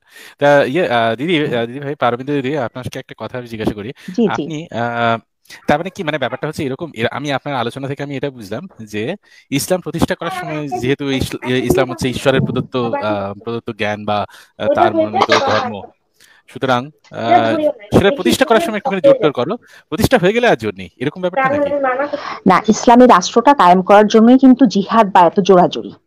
হ্যাঁ, হ্যাঁ, তার মানে জোরাজুরি মানে আছে, এই যে জোরাজুরিটা, হ্যাঁ জোরাজুরি আছে, জোরাজুরি আছে, মানে অবশ্যই। ছিল আর কি, তখন ছিল, কিন্তু যখন ইসলামী সেটা এখনো রাষ্ট্রটা কায়েম, ইসলামিক হ্যাঁ রাষ্ট্র তো কায়েম হয়নি তো, আর কোথায় কায়েম হয়েছে বলুন? আপনার বাংলাদেশে কায়েম হয়েছে? বাংলাদেশ ইসলামী কান্ট্রি না, বাংলাদেশ হচ্ছে আপনার এক্স্যাক্টলি, মুসলিম কায়েমটা কান্ট্রি। কোথায় হয়েছে? তা কোথায় হয়েছে? হ্যাঁ মানে কায়েম ইসলামিক রাষ্ট্র কোথায় কায়েম হয়েছে? তার মানে ধরুন হচ্ছে আপনি ইংল্যান্ডে গেলেন, ইংল্যান্ডে গিয়ে ধরুন হচ্ছে হ্যাঁ ধরুন আচ্ছা ইউকেতে অমিত গেলেন, ভাই, সেখানে হ্যাঁ একটা হ্যাঁ একটা পুরাতন একটা গান শুনছিলেন? আচ্ছা পরে পরে বলবো, পরে শোনেন বলবো। না, আরে শোনেনই না, কি আছে? আপনার জোরাজোরির কথা বলতেছিলেন তো, ওই একটা গান ছিল না, পুরাতন একটা গান, জোরাজোরি চেন্নাইকে খেলবে না কিছু না একটা, বারবার বারবার ওয়ার্ডটা ইউজ হইতেছিল তো আর কি, হঠাৎ করে মাথায় চলে আসলো। এনিহাউ, ওই যে যেটা বলছি, জোরাজোরি আছে কিনা এটা কন্টিনিউ। নিশ্চয়ই। তারপরে জোর জবরদস্তি আছে, মানে জোর জবরদস্তি ছিল না, জোর জবরদস্তি ব্যাপারটা আছে, তাই না? ইসলামিক রাষ্ট্র একটা কায়েম করতে গেলে নইলে লোকে শুনবে না তো, তাই না? আপনি মানে যেটা আছে সেটা আপনি জোর দিয়ে বলবেন, হ্যাঁ যে হ্যাঁ আছে, নইলে লোকে শুনবে কেন? আমি জোর তো করবোই, ইসলামিক রাষ্ট্র আমার আমার এত ভালো একটা একটা ধর্ম, আমি একটা কায়েম করতে চাইবো না, তাই না? এবং তাতে আপনাকে অধিকার তো হরণ করতেই হবে, এর মধ্যে আর কি আছে? এর মধ্যে লজ্জা পাওয়ার কি আছে, তাই না? আচ্ছা তাহলে অমিত ভাই, এই সেন্সে তো আমরা বলতে পারি যে এখন ভারতে হিন্দু ফ্যানাটিক্সরা যে রাম রাজত্ব প্রতিষ্ঠা করতে চাচ্ছেন, সেটা ক্লিয়ার করার জন্য কিছু মুসলিম মারা যাচ্ছে, কিছু মুসলিমদেরকে হ্যাঁ, মারা হচ্ছে, অবশ্যই। ওই যে বুকে গুলি করে মারা হচ্ছে, তাদের বুকে যে লাফদেব পড়া হচ্ছে, তাদেরকে বিটা বাটি থেকে সরায় দেওয়া হচ্ছে, বা তাদেরকে ওই গরু খাওয়ার জন্য মেরে ফেলা হচ্ছে। এগুলা তো তাহলে জাস্টিফাইড জোরাজোরি। অবশ্যই। তার মানে দেখুন, আমি আমি যদি একটা প্রতিষ্ঠা করতে চাই, আমি যদি নিজের ধর্মটা যদি প্রতিষ্ঠা করতে চাই, এটা জোরাজুরি থাকবি, ঠিক আছে? সেটা তো একবারে, সেটা অবভিয়াস। জোরাজুরি করে, হ্যাঁ আছে ভাই। একইভাবে যদি মিয়ানমারে যদি আচ্ছা উনি তো চলে গেলেন দেখি, মিয়ানমারে যদি রোহিঙ্গা জনগোষ্ঠীর উপরে যদি একটু জোরাজুরি করে, মানে বৈধ রাষ্ট্র প্রতিষ্ঠা করার জন্য যদি মিয়ানমারের সামরিক শাসকরা যদি একটু জোরাজুরি করে, বা ধরেন প্যালেস্টাইনে যে ইসরায়েলের সেনাবাহিনী যদি প্যালেস্টাইনে একটু জোরাজুরি করে, তাহলে তো সব জোরাজুরি তো বৈধ হয়ে গেল। ওরা তো একটা রাষ্ট্র প্রতিষ্ঠা, খিলাফত প্রতিষ্ঠার জন্য, ইহুদি খিলাফত বা বৌদ্ধ খিলাফত বা হিন্দু খিলাফত কায়েমের জন্য এটা করছে। অবশ্যই। কি তার মানে আসিফ ভাই, মোদ্দা কথাটা হচ্ছে জোরাজুরি আছে। এইটা আছে যখন, আমি যখন একটা প্রতিষ্ঠা করতে চাইবো, আমি বুক ঠুকে বলবো এই ভাই আমারটা প্রতিষ্ঠা করতে চাইবো, তারা বলবো না ভাই জোরাজুরি কিছু নেই, আদর করে মন্ডা দিয়ে চেটে আমি প্রতিষ্ঠা করবো। ভাই সেটা কত তো সুন্দর একটা প্রসিডিউর না অমিত ভাই? চিন্তা করেন, ধরেন ভারতে রাম রাজত্ব কায়েম হয়ে গেল, প্রথম প্রথম বছরেই মনে করেন যে তারা তো সবচেয়ে বেশি মুসলিম দেখতে পারে না, প্রথমেই মুসলিম বাইরে দিল, যত মুসলিম আছে সব বাইরে দিল, পরে তো শান্তির বন্যা বয়ে গেল। এরপরে ধীরে ধীরে মানে কোর হিন্দু ফিলোসফির সাথে যাদের দ্বিমত আছে, যেমন হচ্ছে গিয়ে আপনার খ্রিস্টান বের করে দিল, তারপর হচ্ছে গিয়ে আপনার ওই বৌদ্ধ বের করে দিল, বৌদ্ধদেরকে, হ্যাঁ বৌদ্ধদেরকে বের করে দিল, শিখদেরকে বের করে দিল, বের করে দিয়ে বাকি যারা হিন্দুরা আছে, এরা এরা মিলে শান্তিতে কত শান্তি, কত ফুলে ফুলে ভরা, তারপর বলবে একেবারে শান্তি প্রতিষ্ঠিত হয়ে গেল সব। হ্যাঁ। তারপর যখন ভালো হয় না? হ্যাঁ দেখুন, এদের যে ইউনিটিটা, এদের যে কমিউনিটিটাকে, সেটার যে ব্যাকবোনটাকে ভেঙে দিয়ে তারপরে তাদেরকে বলছেন ভাই তোমরা শান্তিতে থাকো, আমাদেরকে ট্যাক্স ফ্যাক্স দিয়ে তোমরা শান্তিতে থাকো, কোনো অসুবিধা নেই, ওই যে জায়গাটা দেখিয়ে দিয়েছি ওইখানের মধ্যেই থাকো, কনফাইন্ড হয়ে ওখানেই থাকো, you are kind of second class citizen, তুমি একটা ট্যাক্স দেবে আমাকে সেকেন্ড ক্লাস সিটিজেন হওয়ার জন্য, you don't have any rights at all, থাকো তুমি একটা দেশের মধ্যে। তাই বলে ভাই এখানে তো জোর যার কিছু নেই, তুমি থাকো, যদি না থাকতে চাও পালিয়ে যাও, দেশ ছেড়ে চলে যাও, আমার কোনো ভাই জোর যার কিছু নেই। মানে এটা সত্যি, মানে সত্যি এটা কি দেখতে ভালো লাগে? মানে এটা কি সত্যি, মানে does it look good? অনেক বড় মেন্টাল জিমন্যাস্টিক্স পার করতে হয় এই জিনিসগুলোকে জাস্টিফাইড কোনো অ্যাক্ট হিসেবে ধরে নিতে। অবশ্যই।